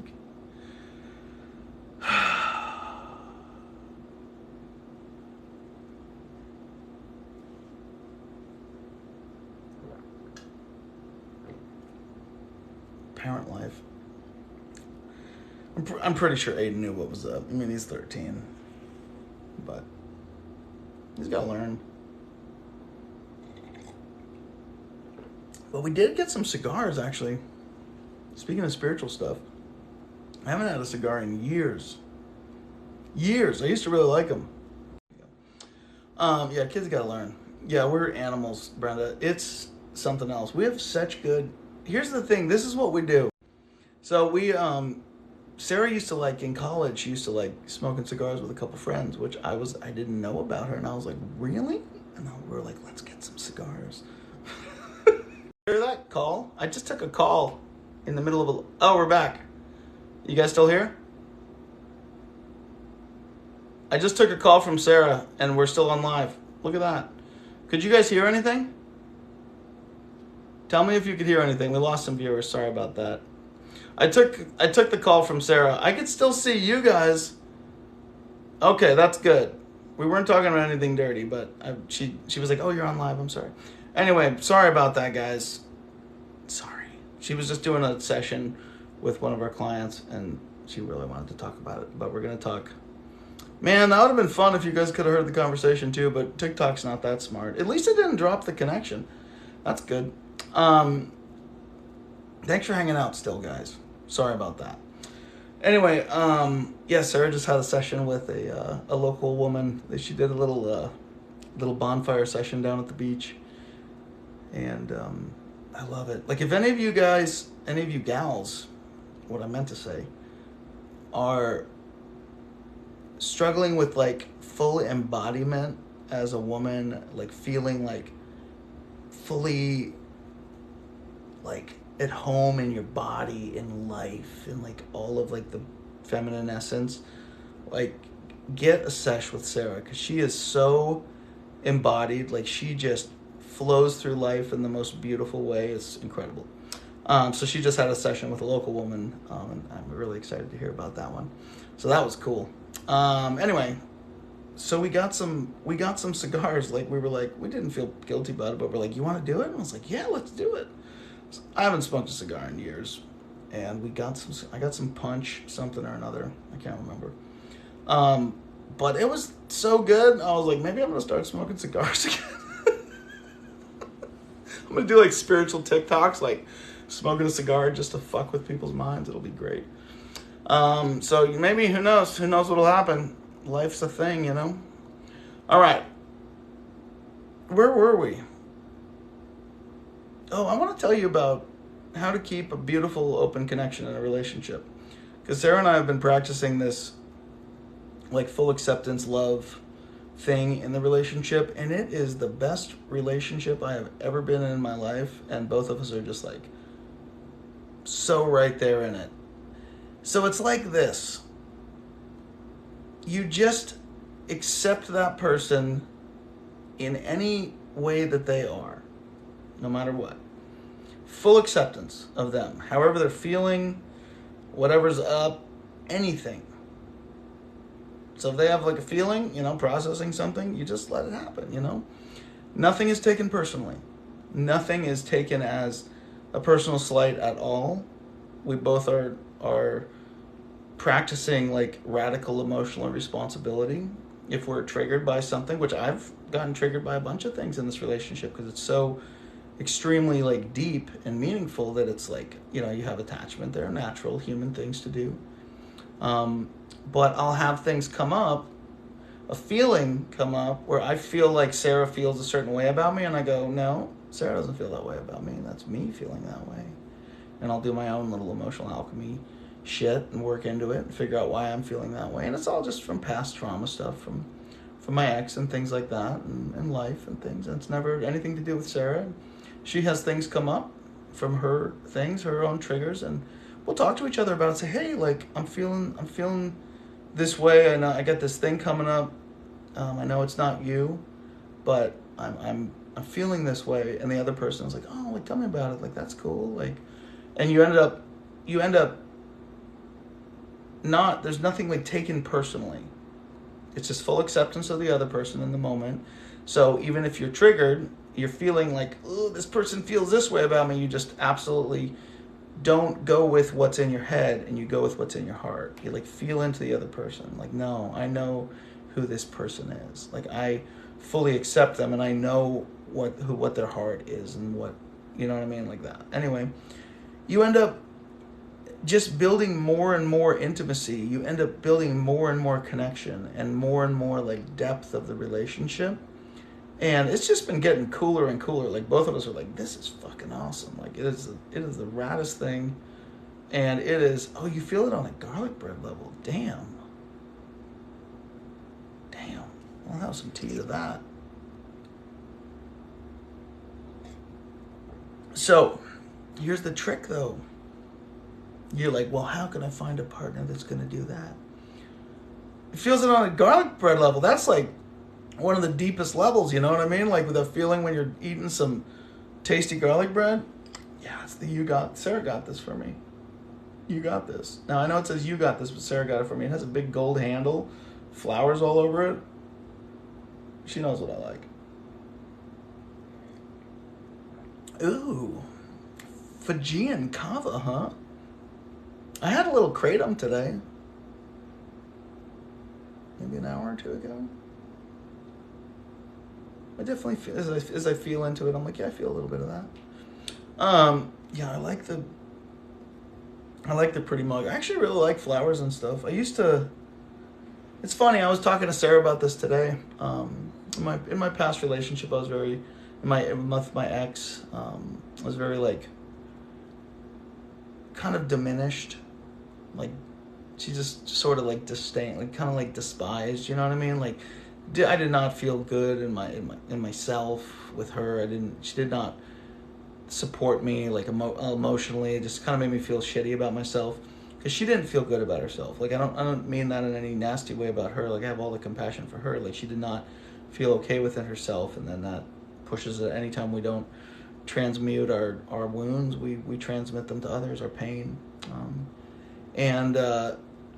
I always, I kind of had the more toxic masculinity, like kind of tough guy vibe, and like kind of mocked, beauty a little bit, and he had like, are we kind of tough guy, You just lost the game, Zach.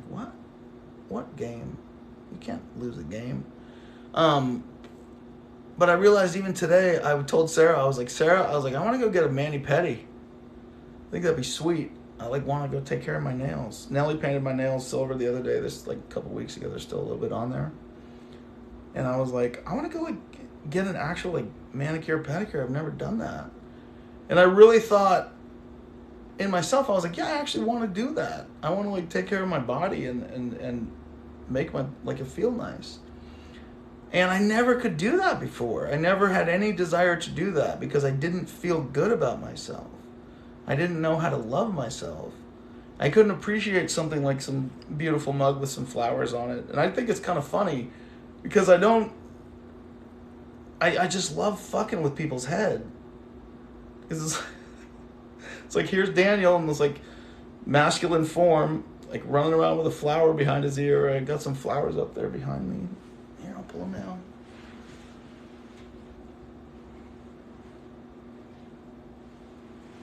There we go. And I love them. I mean, look at these things. They're beautiful. Look at all these beautiful little textures and stuff. They don't actually smell like anything. I wish they smelled better, but it's what's not amazing about these? They're incredible. They got all these cool little, beautiful little leaf things going on, petals, I think they're called. It's incredibly intrinsically beautiful. It's there's all this magic in the world, just all this magic in the world.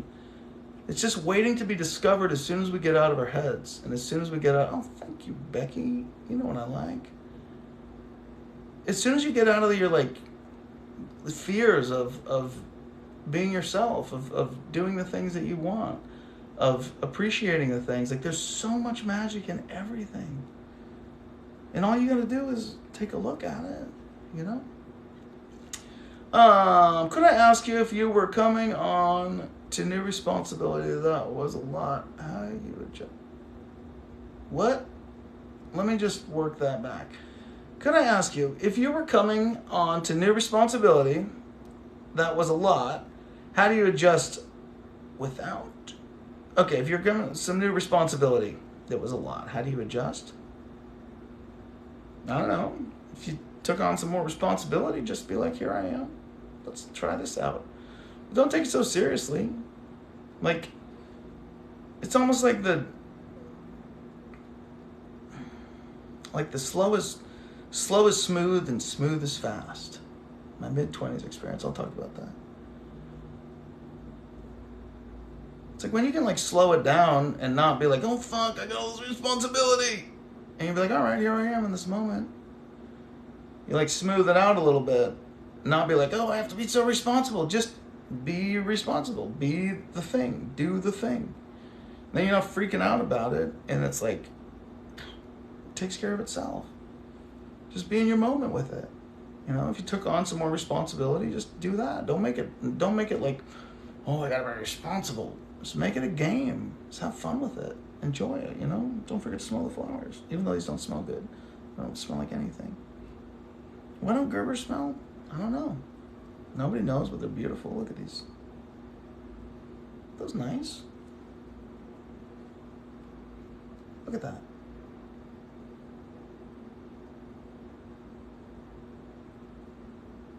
I mean, if you can't take a moment to appreciate the intrinsic geometric beauty and magic of that, you really got to rethink your life.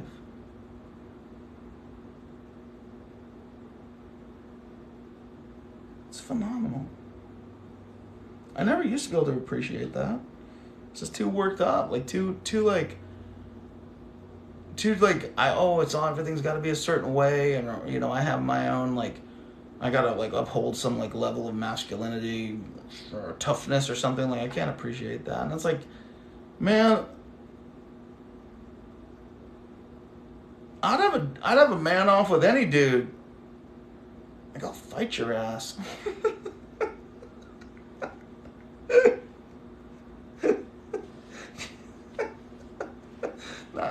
not for to hurt you badly, but I don't know. I'm plenty capable in all of the masculine arts. I'm a very advanced fine woodworker. I can weld the devil. I've rebuilt engines and transmissions before. I can ride a horse.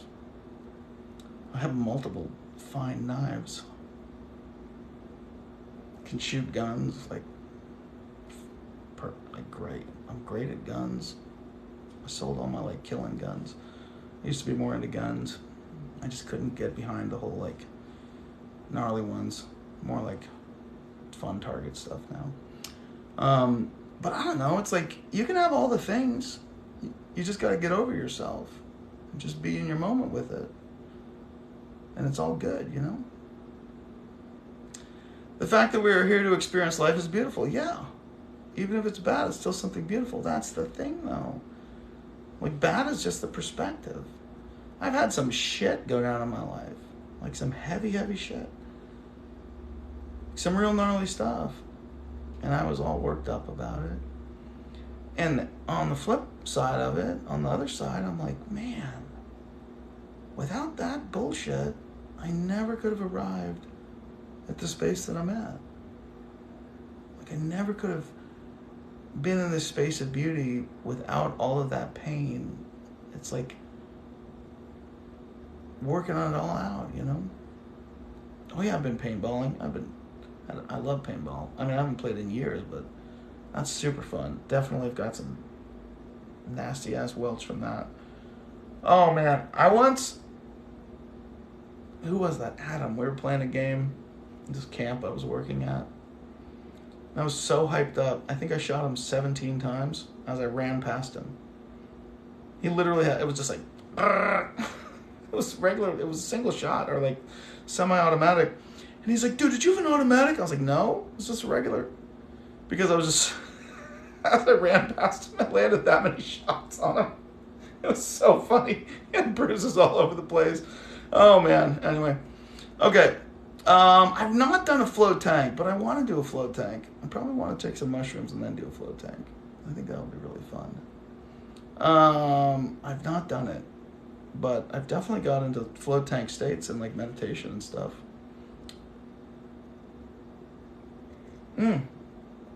Going through some heartbreak, found grace in the suffering, yeah. How do you slow down time? How do you slow down time while still doing things you need to do? Be very present in your moment. The closer you are to your moment, the longer you have. All that time you imagine is a complete shit show. It's an illusion. When did the second start? Right? What is the second relative to?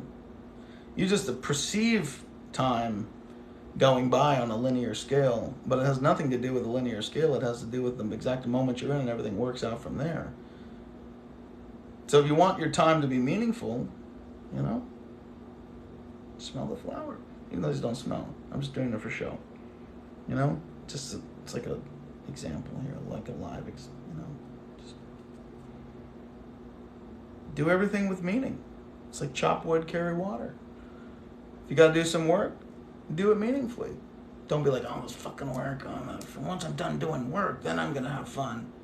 It's no, just have fun doing that, Just be in it. Enjoy it. And then your time is infinite. And then eventually maybe you die while having a good time. All right? So that sounds like a good plan. Why not do that,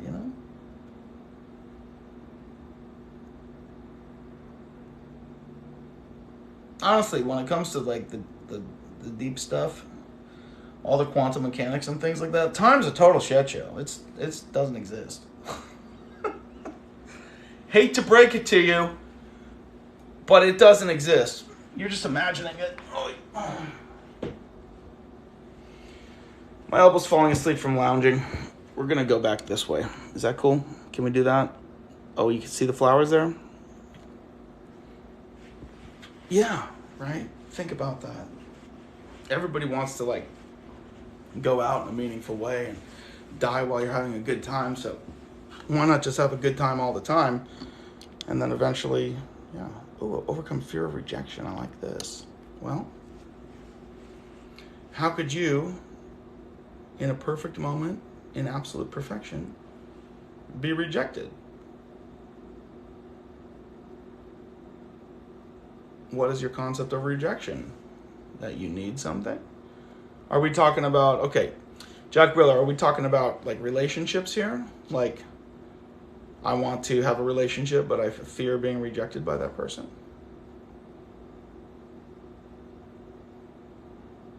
Fill me in. What's the context? I need a context. We're just going to pretend that's the context. Yes, okay. Let me just back it up a little bit in that. Your fear of being rejected will not only keep you from having a relationship, but it will also break the relationship. Because your energy will feel like, I'm going to be rejected. This is the perspective thing. And then anything the person does, they could say like, oh, I love you. And then if you feel like you're unlovable and you're going to be rejected, you're going to be like, that's not true. Now you might not think it consciously, but it's going to feel that way. And then you're going to start acting all weird. And you start acting like, and then you're eventually going to push that person away. So you have to learn to absolutely love yourself. You have to learn to also being liked by others in general. Okay, great question. You have to go to a space of self-love and self-acceptance, because all of your perspective on how everybody views you is how you view yourself. So however you perceive yourself and your self-acceptance is how you perceive others accepting you. So you got to go in on those things. Sit there and be like this. Everybody, whenever you got any like self-confidence or issues like that, stuff coming up, do the exercise and be like, I am perfect. And then anything that comes up that goes like, oh, you're not perfect. Like you feel it. You'll feel it in your body. Like, ugh. Be like, well, why would I feel that way about myself? And just get quiet. Breathe. Drop all the thoughts. Go meditate. Feel into that feeling and be like, well, why would I feel that way about myself? Well, because of this. Well, why would I feel that way about myself? Well, because this. Just get like a dumbass toddler and keep asking yourself, like, well, why would you feel that way? And eventually you get to the root of it. Oh, wow, because in my childhood, I was rejected by this, and I learned this, or whatever it was, this moment when it happened, I learned to feel rejected. And I established an emotional habit of feeling rejected since that point that I learned it in my development. Just like I use how do you pull the toilet paper off the roll? Do you just pull it off, or do you like fold it a few squares? Like, think about it, everybody, right now. If you've been here before, I've probably used this analogy before, but it's a good one. Like, how do you pull it off the roll? Somebody answer. Do you water it? Do you fold it? What do you do? Are you thinking about it? You've done it the same way your whole life. I mean, some of you guys are neurotic and you think about it, but for the most part, people are like, I don't fucking know, and they got to think about it. Because you just learned that Brenda's a folder. Okay, you're a fold. Wow, man, we got a couple folders in here. Zach, you're a folder? I just never would have guessed that about you. I don't know. I lost no respect. I assumed you were a water, you know. That's cool, though. That's all good. Damn, we got a lot of folders. I'm kind of a water, guys. But that's okay. Everybody does their own thing. And it's like, when did you learn that? Like, from the first person to wipe your ass, you know? They're like, well, this is how you do it, you know? You fold it up and then you wipe your ass. And you've just been doing it the same way ever since then. And it's like this muscle memory habit. And what the fuck's a muscle memory but a feeling? Oh, I feel like it goes this way. Like, your body literally feels it, like, I do it this way. And it's the same thing with all of our emotions that we learn as a child. I learned to receive love this way. Your dad taught you to fold. Yeah. Damn, a lot of folders in here. I don't know if I don't know if we can keep this live going. I'm a water, you know? Hope that's okay. I don't care if you judge me or not, really. But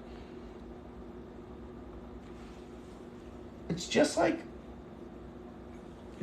any of the emotions and stuff you learn, any of your ways of being. It's like an emotional habit. If you fold or you wad your toilet paper, we're talking about deep shit here. We're talking about healing. Deep shit, note the pun. So anyway, it's like the things we learn in childhood. We just learn it, and then that's how we do it. So if we have some self-acceptance thing, and we have Glad you caught up now. We were talking about, hold on, overcoming fear of rejection. Like feeling like we're going to be rejected by others if we do that. We always learn to feel that way in childhood, whatever your development was. And so it's the same as like toilet paper. Like your parents teach you to do that. Or some situation, some context teach you. Man, you guys are all folders. Brenda, you wad it too? Brenda, I thought I knew you. Brenda. All these lives together. I don't care if you fold or wad, but I do care if you heal your emotions. And so when you feel something like, oh, I'm going to be rejected, I can't open to this relationship or something like that, it's just because you learned that you feel rejected at some point in your life. So go in there on those wounds, and this is the same stuff we do in emotional alchemy sessions. Hold on, there was a good question over here. What happens after you die? We're going to get back to that. It's the same stuff we go into, these original like meta feelings. Like, when did you learn to feel like that? Like I made a video a little while back about this guy who was, and any stories I talk about, I always ask if I can talk about their story, and they're like, oh hell yeah. He had this fear of, at work, he always procrastinated horribly. And he did really good work. He was like a production video web guy kind of thing, like doing creative work. And he did really good work, and everybody always liked it. But he was always procrastinating and always like down to the wire, and always feeling like his stuff wasn't going to be good enough. And even though he did good work, he could look at it and be like, yeah, this is good work. And people could look at it, it's great work, I love your work. But he always felt like it wasn't going to be good enough. So in an emotional alchemy session, we went in there, what does this remind you of? When was the first time you felt this? And I was like, well, I remember feeling this in college, like this feeling was coming up, having to present this presentation and feeling terrified. He's all sweaty, doing the thing. And then we traced it back to an original time of him in high school of another thing, same kind of situation, having to present something and just feeling like it wasn't going to be good enough. It was, something was going to be wrong with it. And traced it back again, deeper down into feeling into it. Into an experience in church where he felt like he was going to be called up on stage to be prayed for, right? It was this Pentecostal church, and they were going to call him up on stage because something was wrong with him and he's going to be prayed for, right? This whole feeling that something was wrong with him, and then traced it back to this original fear and early childhood development of feeling like he was going to miss the rapture, right? Which is not a fucking thing, just drop it.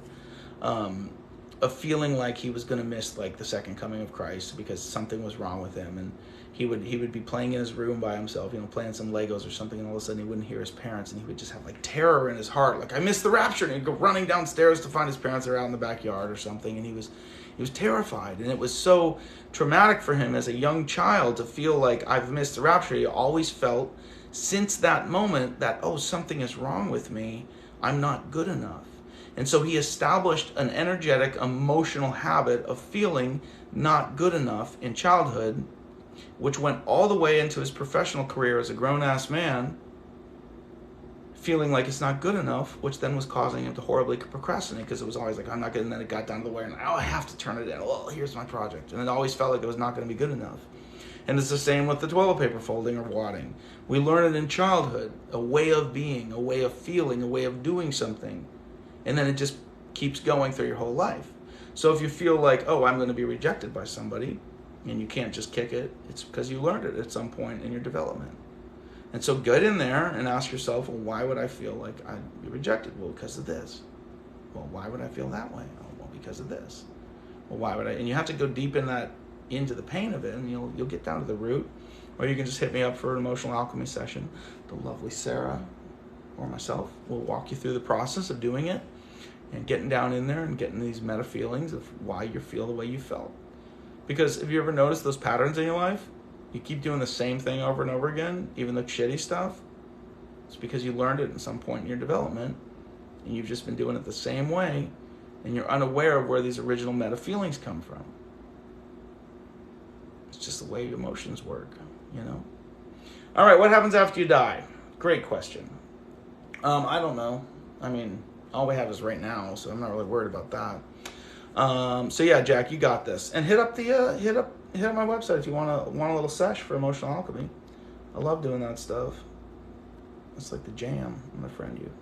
Bam, we're And if you are just catching up on emotional alchemy or things like that, that's the process we'll take people through, helping them get into these meta feelings and figuring out why you feel the way you feel and why you got the patterns you got. And you can do a coaching call with me, which we'll talk about it. It's an hour call, just talking about just trying to grok things in life, trying to figure out, stuff. You got those big questions that you need some answering, and I'll just deconstruct your mind and help you get a little grip on life by having no grip on life. Or you can sit down and we do a video call and I'll help drop in on the feelings. It's like deeper, I'll feel it in you, walk you down in on the thing. Sarah also does the same, the lovely Sarah. And you can do a call with either one of us, or a video chat, and teach you the methods of emotional alchemy. Or if you don't have the means for paying for a full therapy session, you can jump in on one of our group calls, which are weekly. And we have a men's group and a women's group. And you can learn how to do it. And it's like a self-guided thing where we have a little Zoom call with a bunch of people on it. And we walk you through the process of doing it, but it's not individually tapped in on you. It's just kind of like holding space for everybody as they do their own work and learning how to do the method within themselves, learning how to feel down deeply into these things and unpack stuff. So any of those things are an option. My website is pretty simple. It's just a contact form, and you just write your shit in there and say, I have this thing going on and I would like some help, maybe whatever, and then Sarah will call you and schedule you whatever you need. So if any of you need that, here we are. That's what we love to do, and it's fun, and it's play. We don't even take it seriously because you're all okay, and it's all beautiful, and you're doing just great. And so we just help you realize that, and you just get in there and you unpack that stuff, and you get to go free and live your life. And it's super great. Highly recommend it. What happens after you die?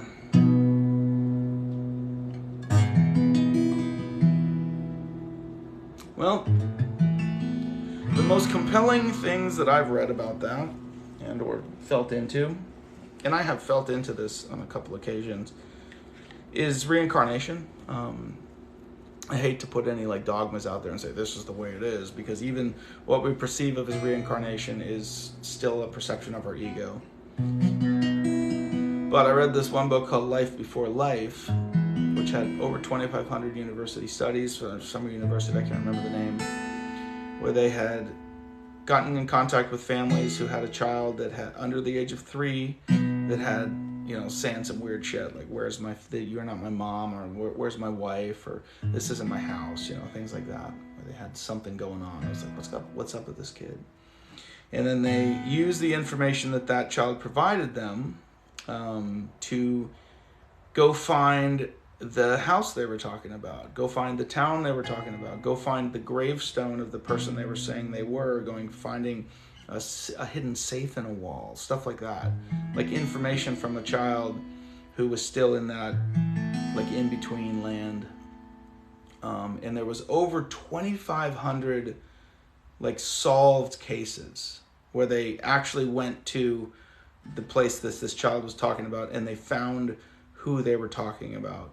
They found a family, or they found a gravestone, or they found record in the county records and stuff like that of the person they were talking about. So after reading that book, I was like, that seems pretty compelling.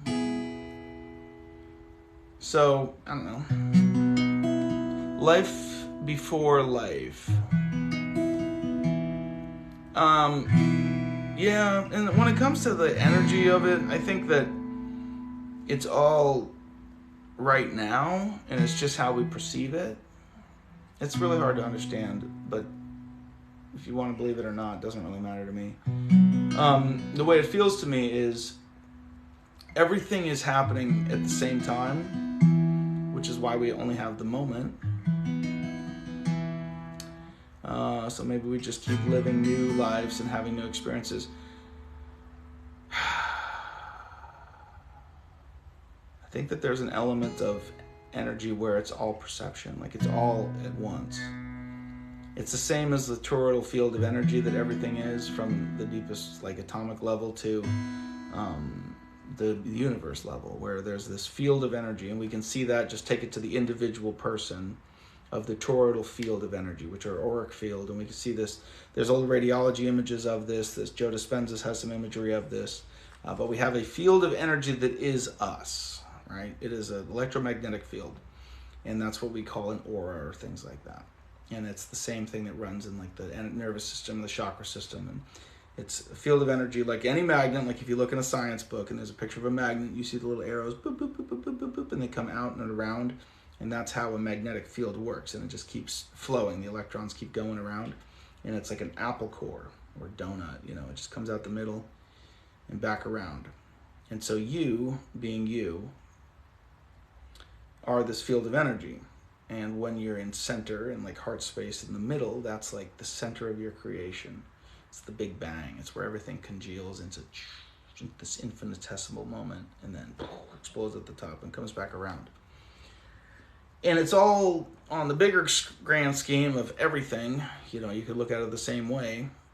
And it's your point of perception. If you're centered and you're in the middle and you're in your moment, then you're looking at it from that viewpoint. If it's all exploding and you're on the outsides, it's looking at it from a different viewpoint. You're looking at it from a different viewpoint here, and it's wherever your focus on. Ooh! Rico made it. You had a phenomenal convo with Sarah. Isn't she great? You guys want to see the picture again? God, jeez. Yeah. Anybody who gets to have a conversation with Sarah is a lucky person. We were just banging it out all weekend. It was great. I mean, we're talking really great sex, guys. It's honestly the best I've ever had. And I'm good at the sex. Really good at it. And never have I had someone like Sarah who's so free. She's also very good at it. It's great. She's wonderful. So maybe we just keep living new life and have new experience. Oh wait, we did that. Kind of makes sense. Just had a phenomenal convo. So that's why ghosts aren't real. See, I don't think, but also I do think. I just don't know. Yo, what's going on, brother? Hey guys. I don't see the ghost thing. This is where we can't understand it like through our egoic lens, because that's just how we perceive our moment, right? But you have this like all sorts of traditions of angels or like these light beings, and you go into the DMT realm and you see these light beings, and it's like these different entities, and it's like some other we could say like the fractal of the whole, perceiving in a different way. Hey guys, what's up, Peyton? He explained, talking to Joe Rogan, he explained from science perspective. Okay. I'm probably not explaining it very well from a science perspective. It's not something I really think about a ton, honestly. I'm just sticking with the moment. But when it comes to the ghost thing, there was some evidence even in that book of an entity or soul or a point of perception or however that works, which we can't really understand through our small spot of ego, our alpha. It's just we have such a narrow lens of comprehension in the human experience. But there seems to be some kind of dissonance when somebody has been violently stopped in their experience, like they've been hit by a car or brutally murdered or something like that. Where there's an in-between where they can be not recycled into the reincarnative loop, and they're this lost soul and can also take over or try to take over a body or something like that. I can't remember. There was just a small chapter about it, and it was kind of an aside. They're hey, we don't want to say this is a thing, but this is some stuff we've also seen in these studies. We didn't need to talk about it. Yeah, the brain doesn't die immediately. Yeah, there's some transition stuff that we can't quite grok. I have felt, in my experience doing emotional alchemy work with people, I've definitely felt in sessions, this is in-person sessions, where I'll be doing hands-on energy work or Reiki and things like that. I used to do more of that before all the TikTok and video stuff, with locals, and I was working with, I've felt an entity of a relative before, where one, I was working with a friend who was processing some grief of her father who had passed, and it had been 2, maybe 3 years since he had passed. But then time on our scale is a complete shit show and illusion anyway, so it's like, what is time when it comes to this stuff? And I was working on her hip points, which is like holds family stuff and grief stuff, because I just felt something was going on there, like this blockage. And sure enough, she's like on the table, like kind of crying, and I'm just holding these points, and man, her dad showed up in that room, like right across from me on the table. I had my eyes closed, and I was just had my hands on her body, and all of a sudden it was just like, and I was like, your dad's here, and she's like weeping, you know.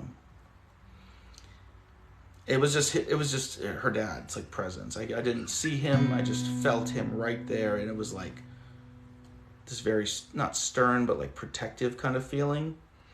And it was just super strong. I was like, I haven't experienced that before, but here we are. And she even confirmed afterwards, I didn't tell her where he was standing, but she was like, I felt him holding my hand. I couldn't lift my hand, and it was like right where he was standing, like right beside on the other side of the table from me. So there was that. And then I was also working on another friend who was dealing with a bunch of stuff, and her mom had passed away. And she had passed away 6 months before her daughter was born. And she had just had this feeling that her daughter was her mom, right? Like just something in her just felt it. And how did that one go? This just strong sense, and her daughter acted so much like her mom, but it's also like relative, so it was like, just seemed like her mom, like in so many weird ways, even as a very young child. And I was working on her in the same kind of experience where it was like, oh, I was like, you're like, I didn't say it, but I was like, man, her mom's here, like with us in this session.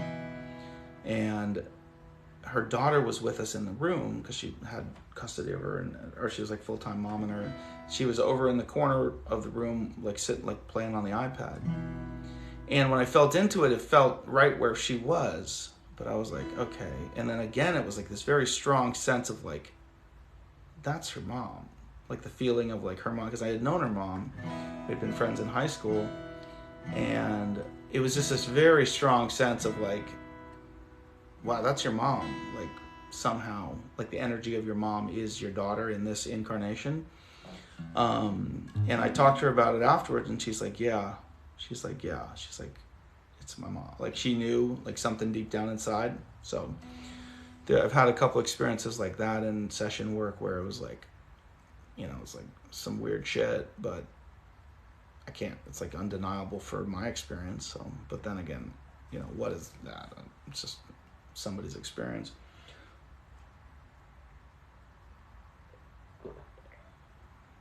Okay.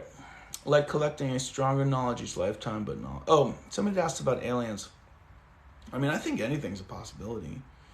I mean, if we can imagine it, it can be. And if you look at all the stars out there, considering that all of those stars are a sun and have planets and things spinning around them, like, we're here. The likelihood of other people being there seems to be there. There seems to be a lot of evidence that some type of alien shit's going down.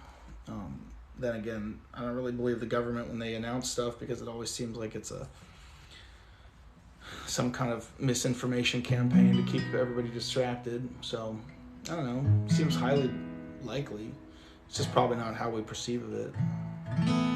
Could very well be some ancient civilization before the Earth was going to have some polar shift and destroy all life on Earth that had developed technology to go into space and escaped Earth in some ark situation, and then has been living peacefully in any you got to think space is a tricky place to live in, right? And you're not going to be able to pull that off without being a peaceful people.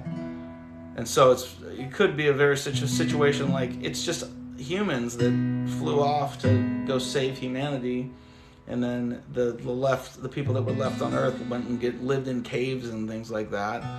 And then these other ancient human forms that were living in space are now watching or something like that. And they're like, we're not going to come down because you idiots are going to shoot us. They're just waiting for us to get peaceful again. So, I mean, there's all kinds of possibilities out there. But don't get distracted from your moment, because that's all you have. And it's all just a point of perception on the energetic spectrum. So don't get all worked up about it, you know. How do you not know it was your subconscious mind influencing your thoughts? Yeah, it could totally have been. I don't take it all too seriously.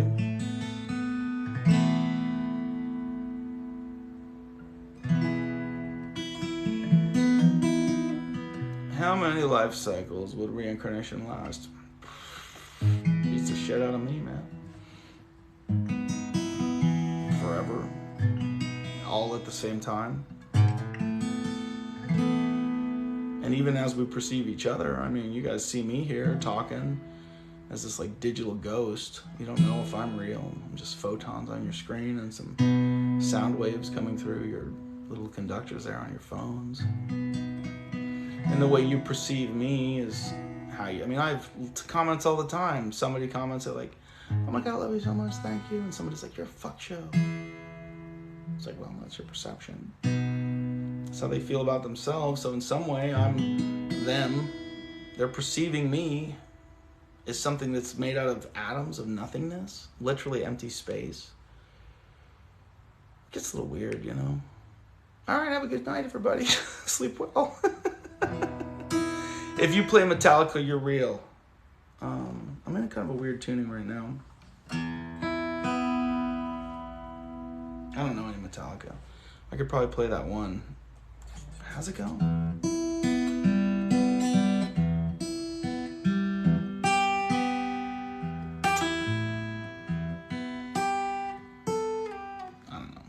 I don't know any Metallica.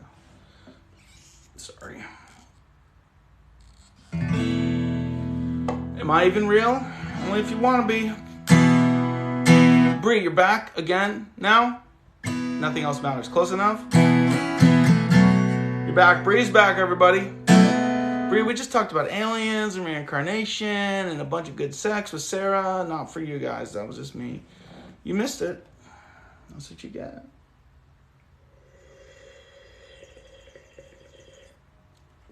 Sorry, girl. You missed it. Oh, you had an edible before this? Congratulations.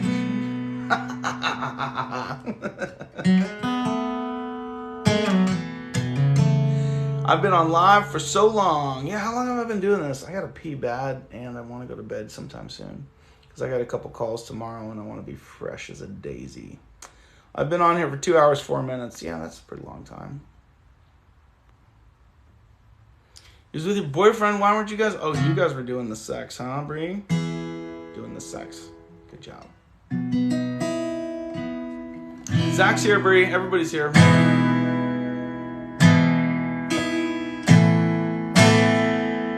Zach wanted to do a meditation. Why not, Bree? Jeez. Live a little.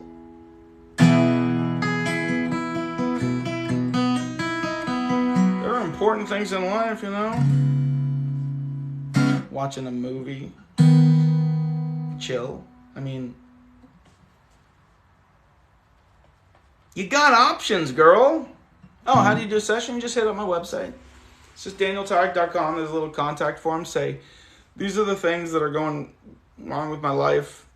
You know, she's covering up. Oh, Bree was doing the sex. We know it. We know it, Bree. Should have been. I'll tell you. Because honestly, that's way funner than. I mean, seriously, like, think about it. Right? Everybody's like searching for the little death. You know, everybody's like gonna go try to meditate or gonna go try to like somehow remove themselves from the experience. And I mean, when you're at orgasming, you're just like, you're donezo. You know, you're out. You're in bliss. You're not thinking about anything else. You're literally with God. You're with all. You're just like, it's a great place to be. Drink your water. Yeah, we're gonna meditate. We're gonna do a sexual meditation.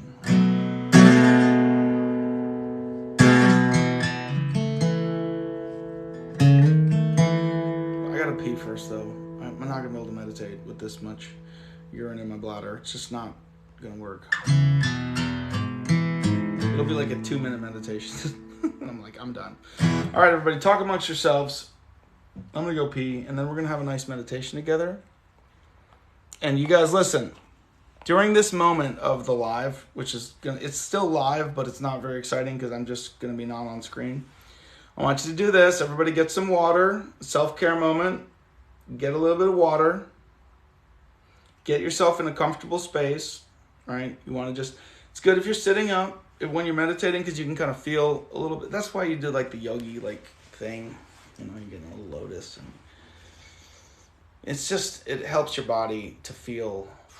It helps your energy centers to all line up and stuff. It's good for you. But get in a nice comfortable spot. You don't have to sit in a fancy seat like a lotus posture or anything like that. But you want to be comfortable where you can just breathe and feel deeply into your experience. And we'll go into a little space of feeling and a little space of out of the mind into the experience. Have a little water. Do a little self-care first. Prepare yourselves. Chapstick. Take care of yourselves, you know? Here.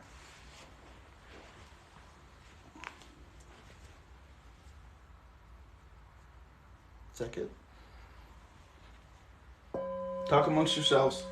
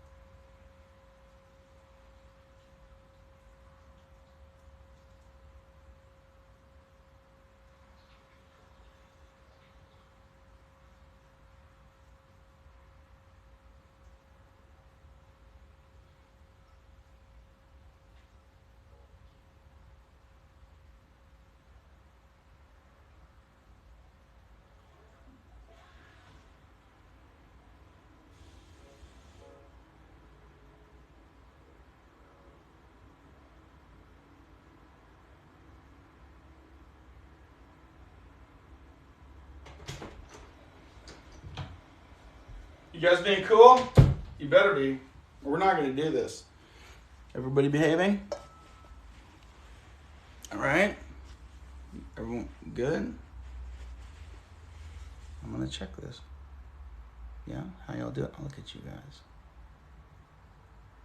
Yeah. You got your water? Yeah. Okay, good. Everybody's cool? Go to sleep and dream. You're going to dream about cool things, I promise you. Yeah, okay, good. Everybody's been cool. Zach, thanks for holding it down. Appreciate you. Okay. We're going to find some peace in this present moment. Because, I mean, why the fuck not, you know?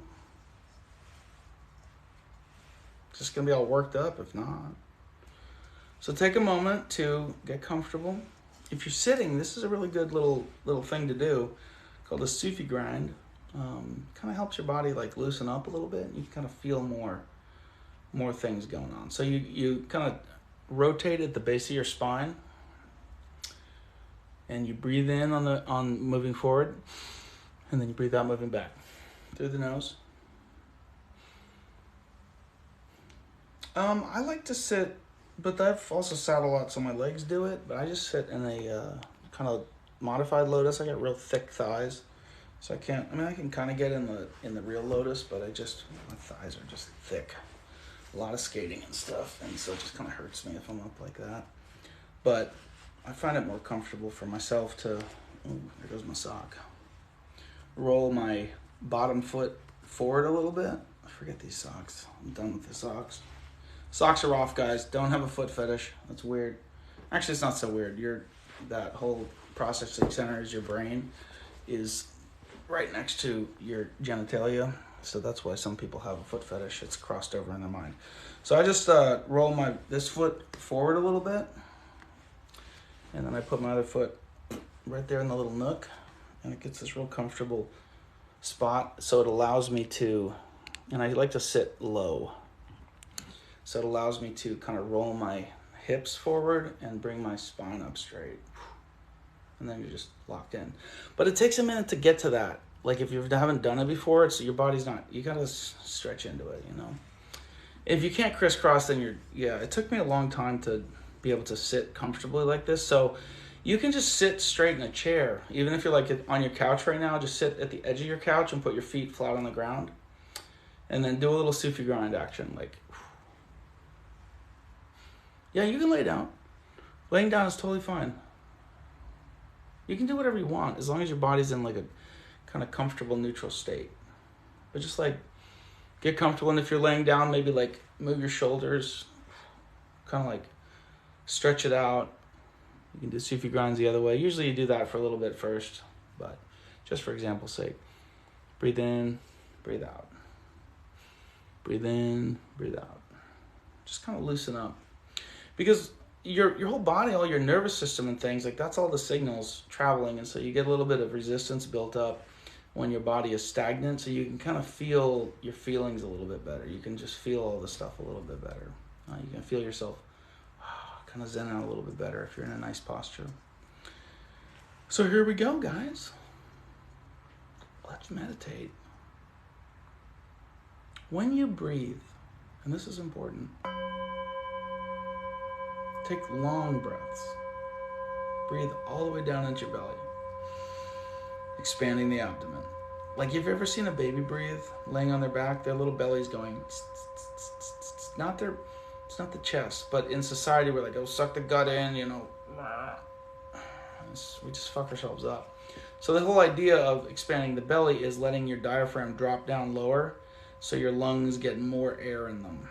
And you want to like expand them fully and breathe out fully. And by doing that, it actually pumps all your systems. It helps you pass the emotions through, which are the chemicals. It helps your body kind of equalize.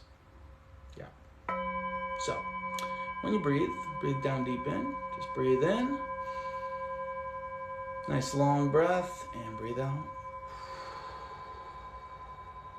And we're just going to focus on the breath here. It's pretty easy to do. It's just breathing. You know, everybody knows how to do it. Nice long breath. And when you do it, breathe down in. And imagine that breath moving up your spine and out the top of your head.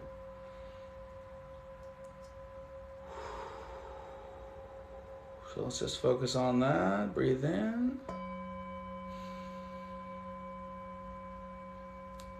And out.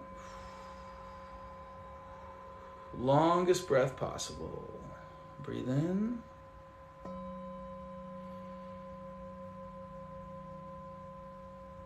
And out.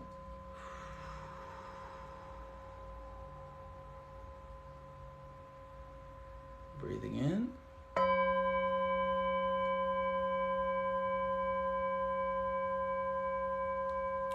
And breathing out.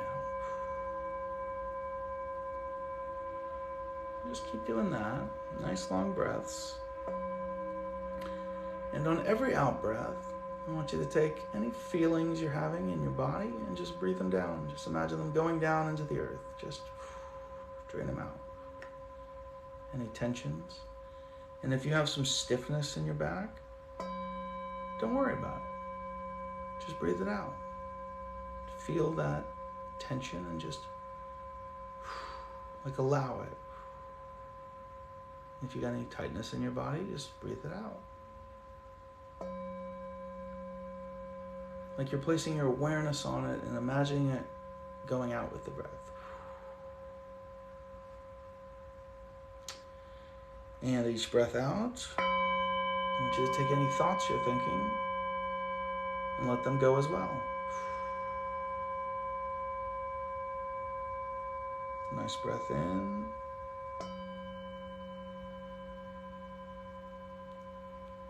Grab any thoughts and breathe them out.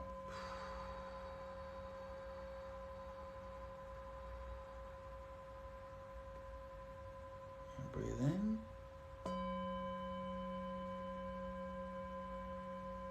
And any feelings and sensations in your body, just breathe them out.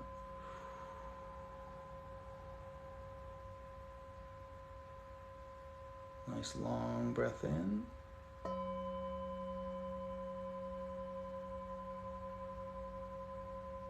And breathe it out. And just try breathing through your nose for now.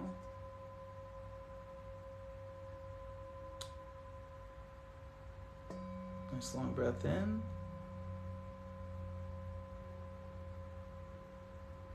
Nice long breath out. When you breathe out, bring your belly button into spine, not flexing your abs, but really pushing that diaphragm up. Breathing in.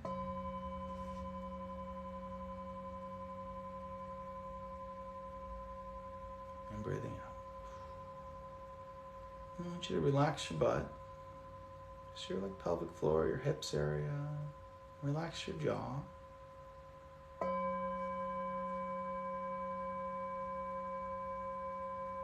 And any of those busy thoughts that are happening, just let them go, breathe them out.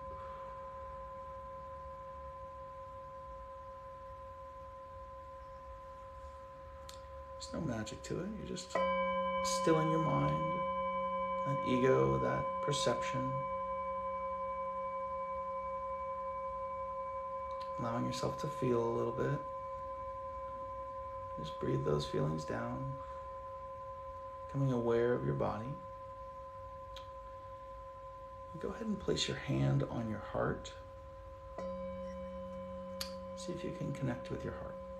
Actually feeling your heartbeat. Press your hand into your sternum, maybe with a little bit of pressure so you can feel that heartbeat.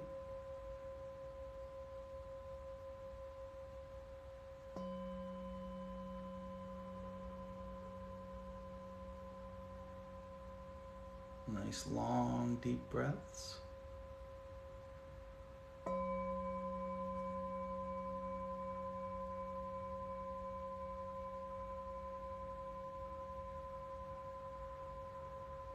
Slow, long, deep breaths. Releasing any feelings as you breathe. Releasing any thoughts.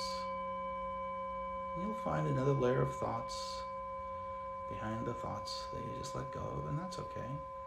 Don't judge yourself for it. That's your human experience. Just let them go.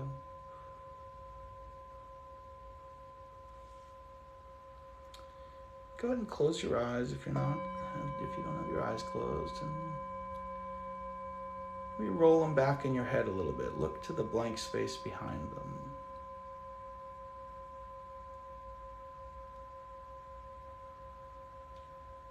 Your eyes have a bunch of little micro movements that are connected to thoughts. That helps your thoughts still. And take your tongue and place the tip of it at the roof of your mouth. Your tongue is also connected to little micro thoughts. It helps those still.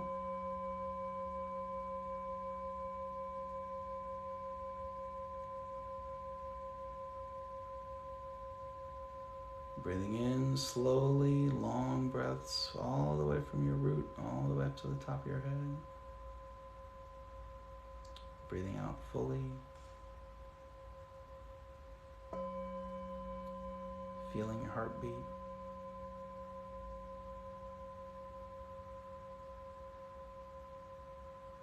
And as you breathe, continue to release any sensations that come up in your body. Continue to release any thoughts.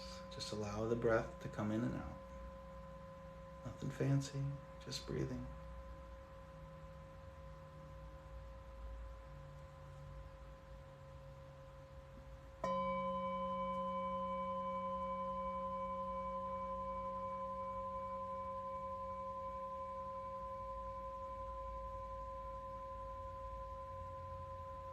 Nice and slow, long, deep breaths.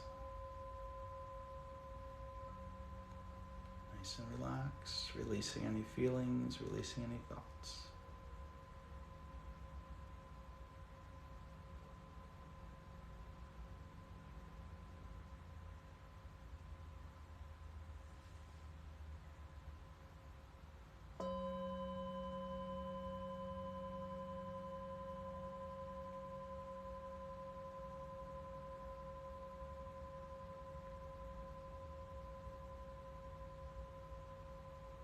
Nowhere to go, nothing to do, just to be here in the moment, to feel all the beauty around you.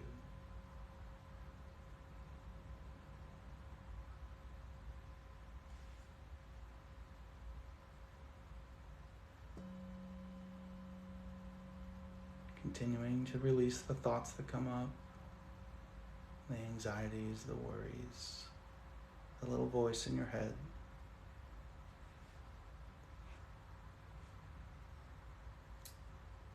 Keeping the point of your tongue at the roof of your mouth, your eyes rolled back a little to the blank space behind them.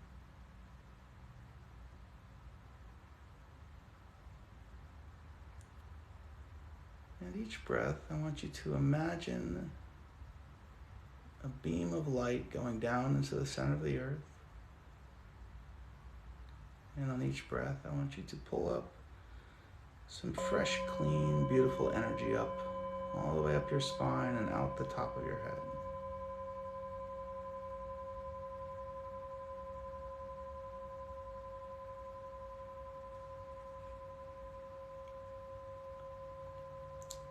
And on each breath, I want that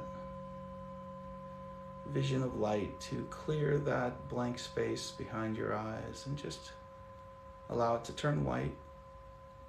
Any little dark spaces to just clear and turn white. It means nothing.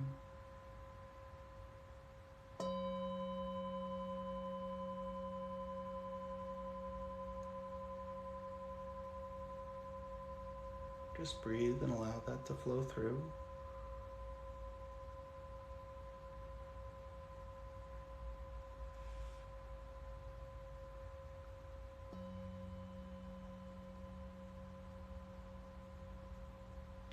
Keeping your butt relaxed, your root relaxed, keeping your jaw relaxed,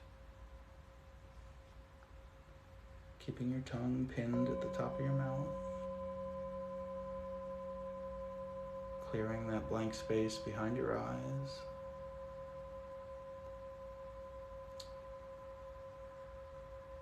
On each breath, you can shoot that beam of light out the top of your head and just connect with your favorite star, or any, doesn't matter.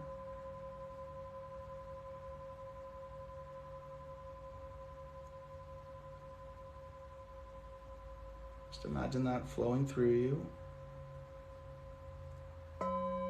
clearing, being in a moment.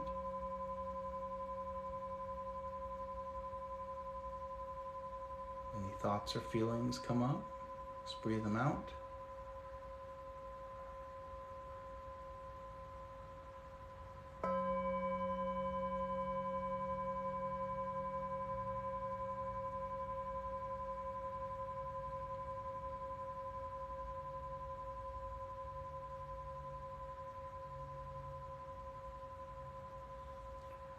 With your eyes continually closed, breathing gently and slowly, long, deep breaths.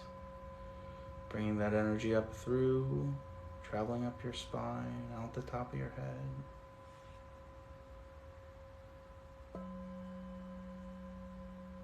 Clearing out any sensations, releasing any thoughts on the out breath.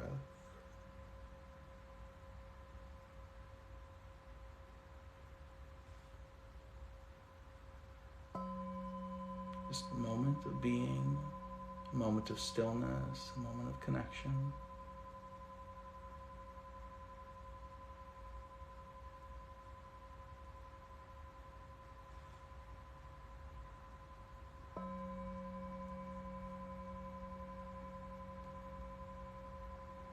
Feeling the peace of this moment.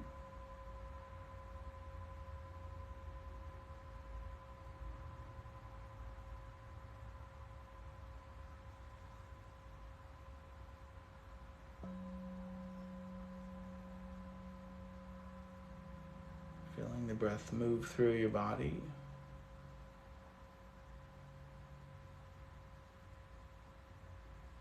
Seeing that space in your mind turn pure white.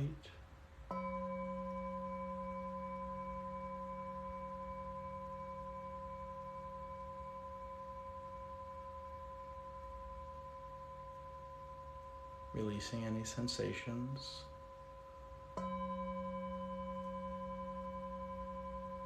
Releasing the thoughts that arise.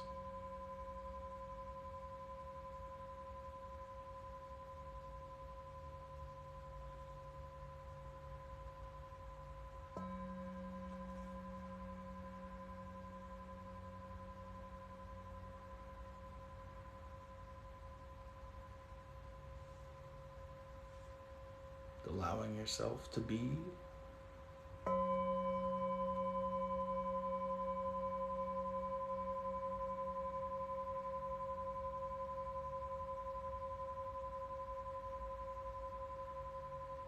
Allowing your body to still.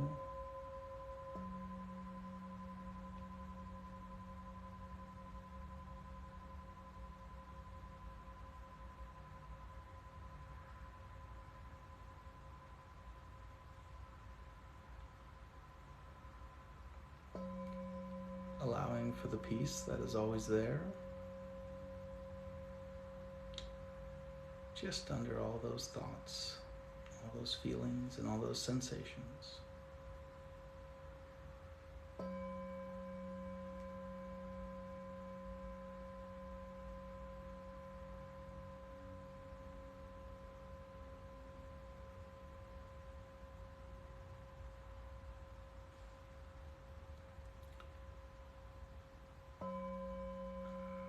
And slow your breath cycles to as long as possible. All the way down into your root, down in your belly, all the way up into your head, clearing.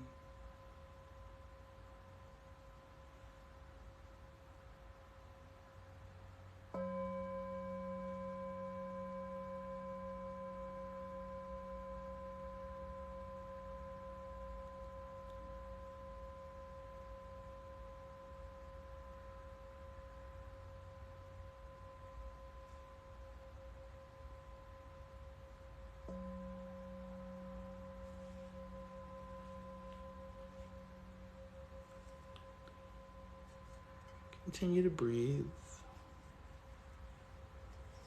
Continue to release.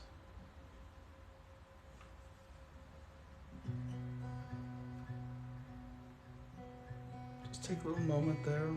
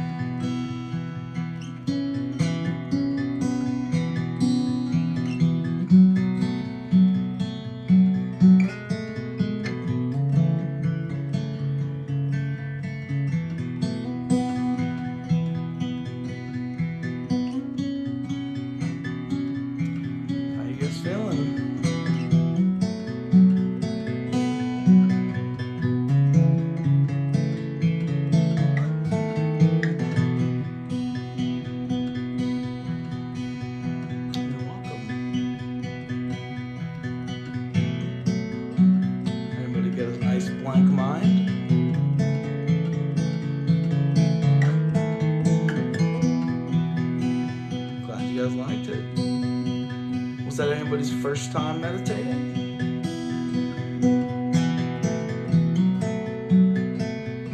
That is a space of peace that is always within. You can learn to live in that state all the time, just right in the moment. Nice.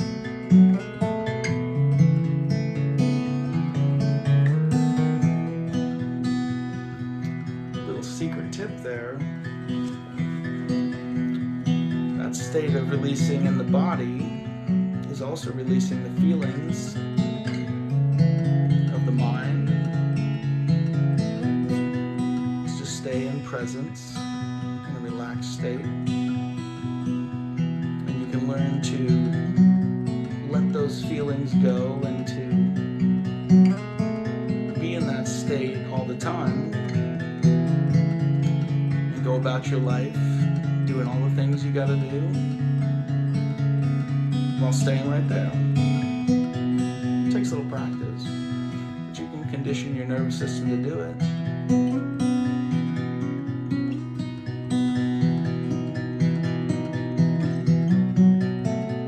I'd love to hear if it was your first time. Jump in on the comments. What'd you guys experience? Anybody get a nice blank white mind?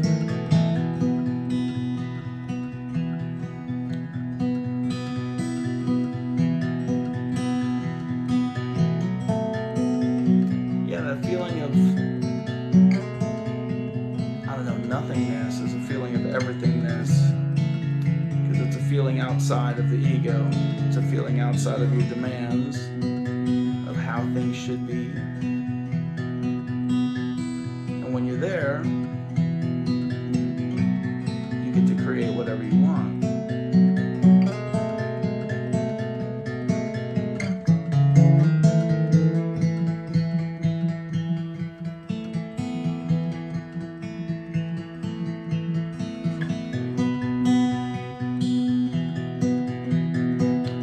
All the things pulling you outside of that,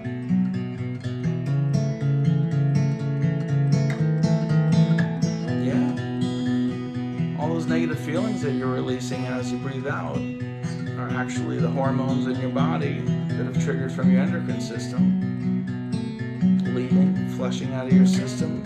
That's why you like to move your body around a little bit. It's like a dual purpose. It's like a bodily meditation. Hit it from both ends. Breathe it out, think it out. Or maybe not think it out, just release.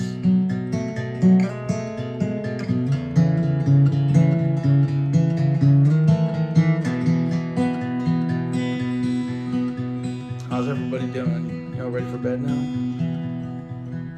It's really good to do in the morning, right when you first wake up. Your mind is different state of consciousness before you look at your phone, before you turn a lot of lights on. So when the lights come on, you see a lot of photons, your brain gets triggered to be in an awake state.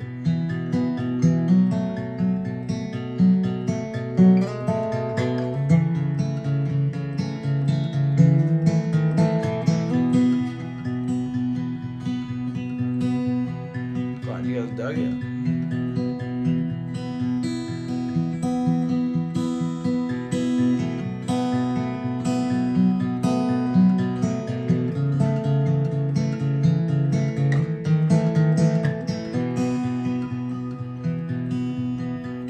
Definitely try. And all you gotta do is breathe, really. There's a whole lot of different styles of meditation. They're all dogmas.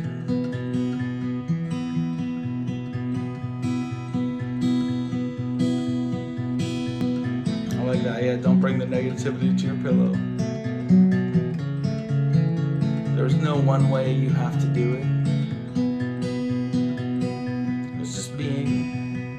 Focusing on the breath is a great way. Like imagining something fresh and clean coming in, and any of the negativity, any other feelings, tensions just going out.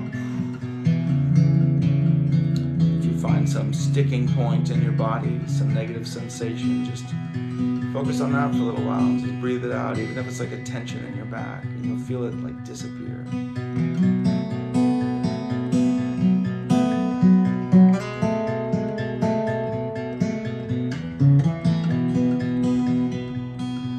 Any of the things distracting you from being are the same things that are causing you anxiety, or the same things that are causing you depression.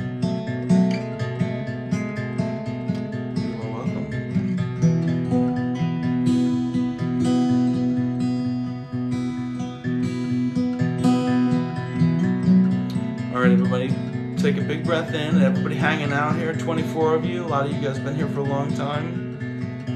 Create a feeling of love in your heart for everybody here. Just send it out. Imagine it spreading out to everybody.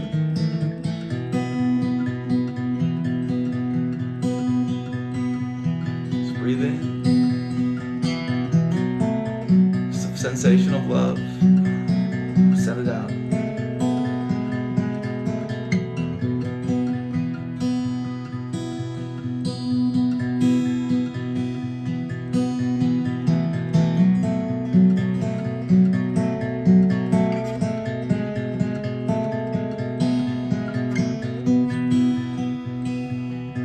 And in this moment, be healed. You were there. You were healed in that moment. No mind or close to it. All of the cares had disappeared. And you were there.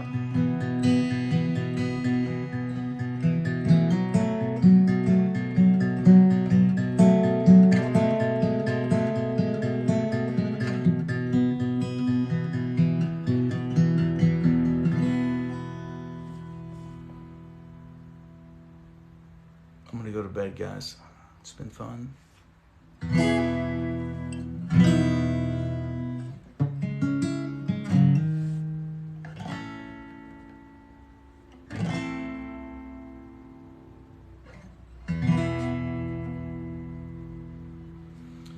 But if you guys are all feeling good, I'm feeling good.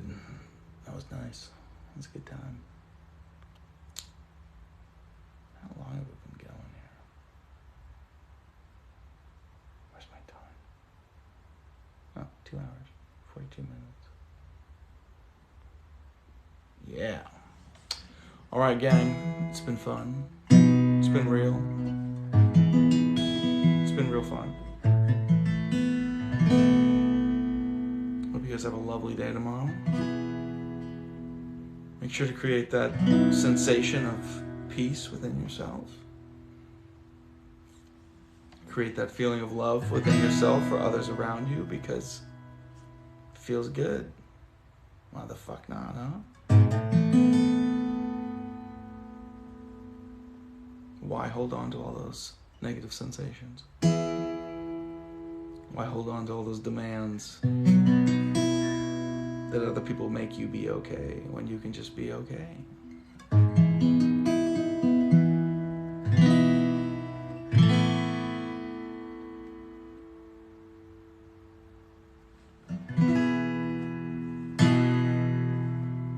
I'd much prefer just being okay over all the rest of that shit, you know? Because then everything is yours. I will have a beautiful day, I promise. I mean, I could probably get my leg severed and I'd still have a beautiful day, so we're good. I like that, Zach. You hang around. I'll keep on the lives and stuff.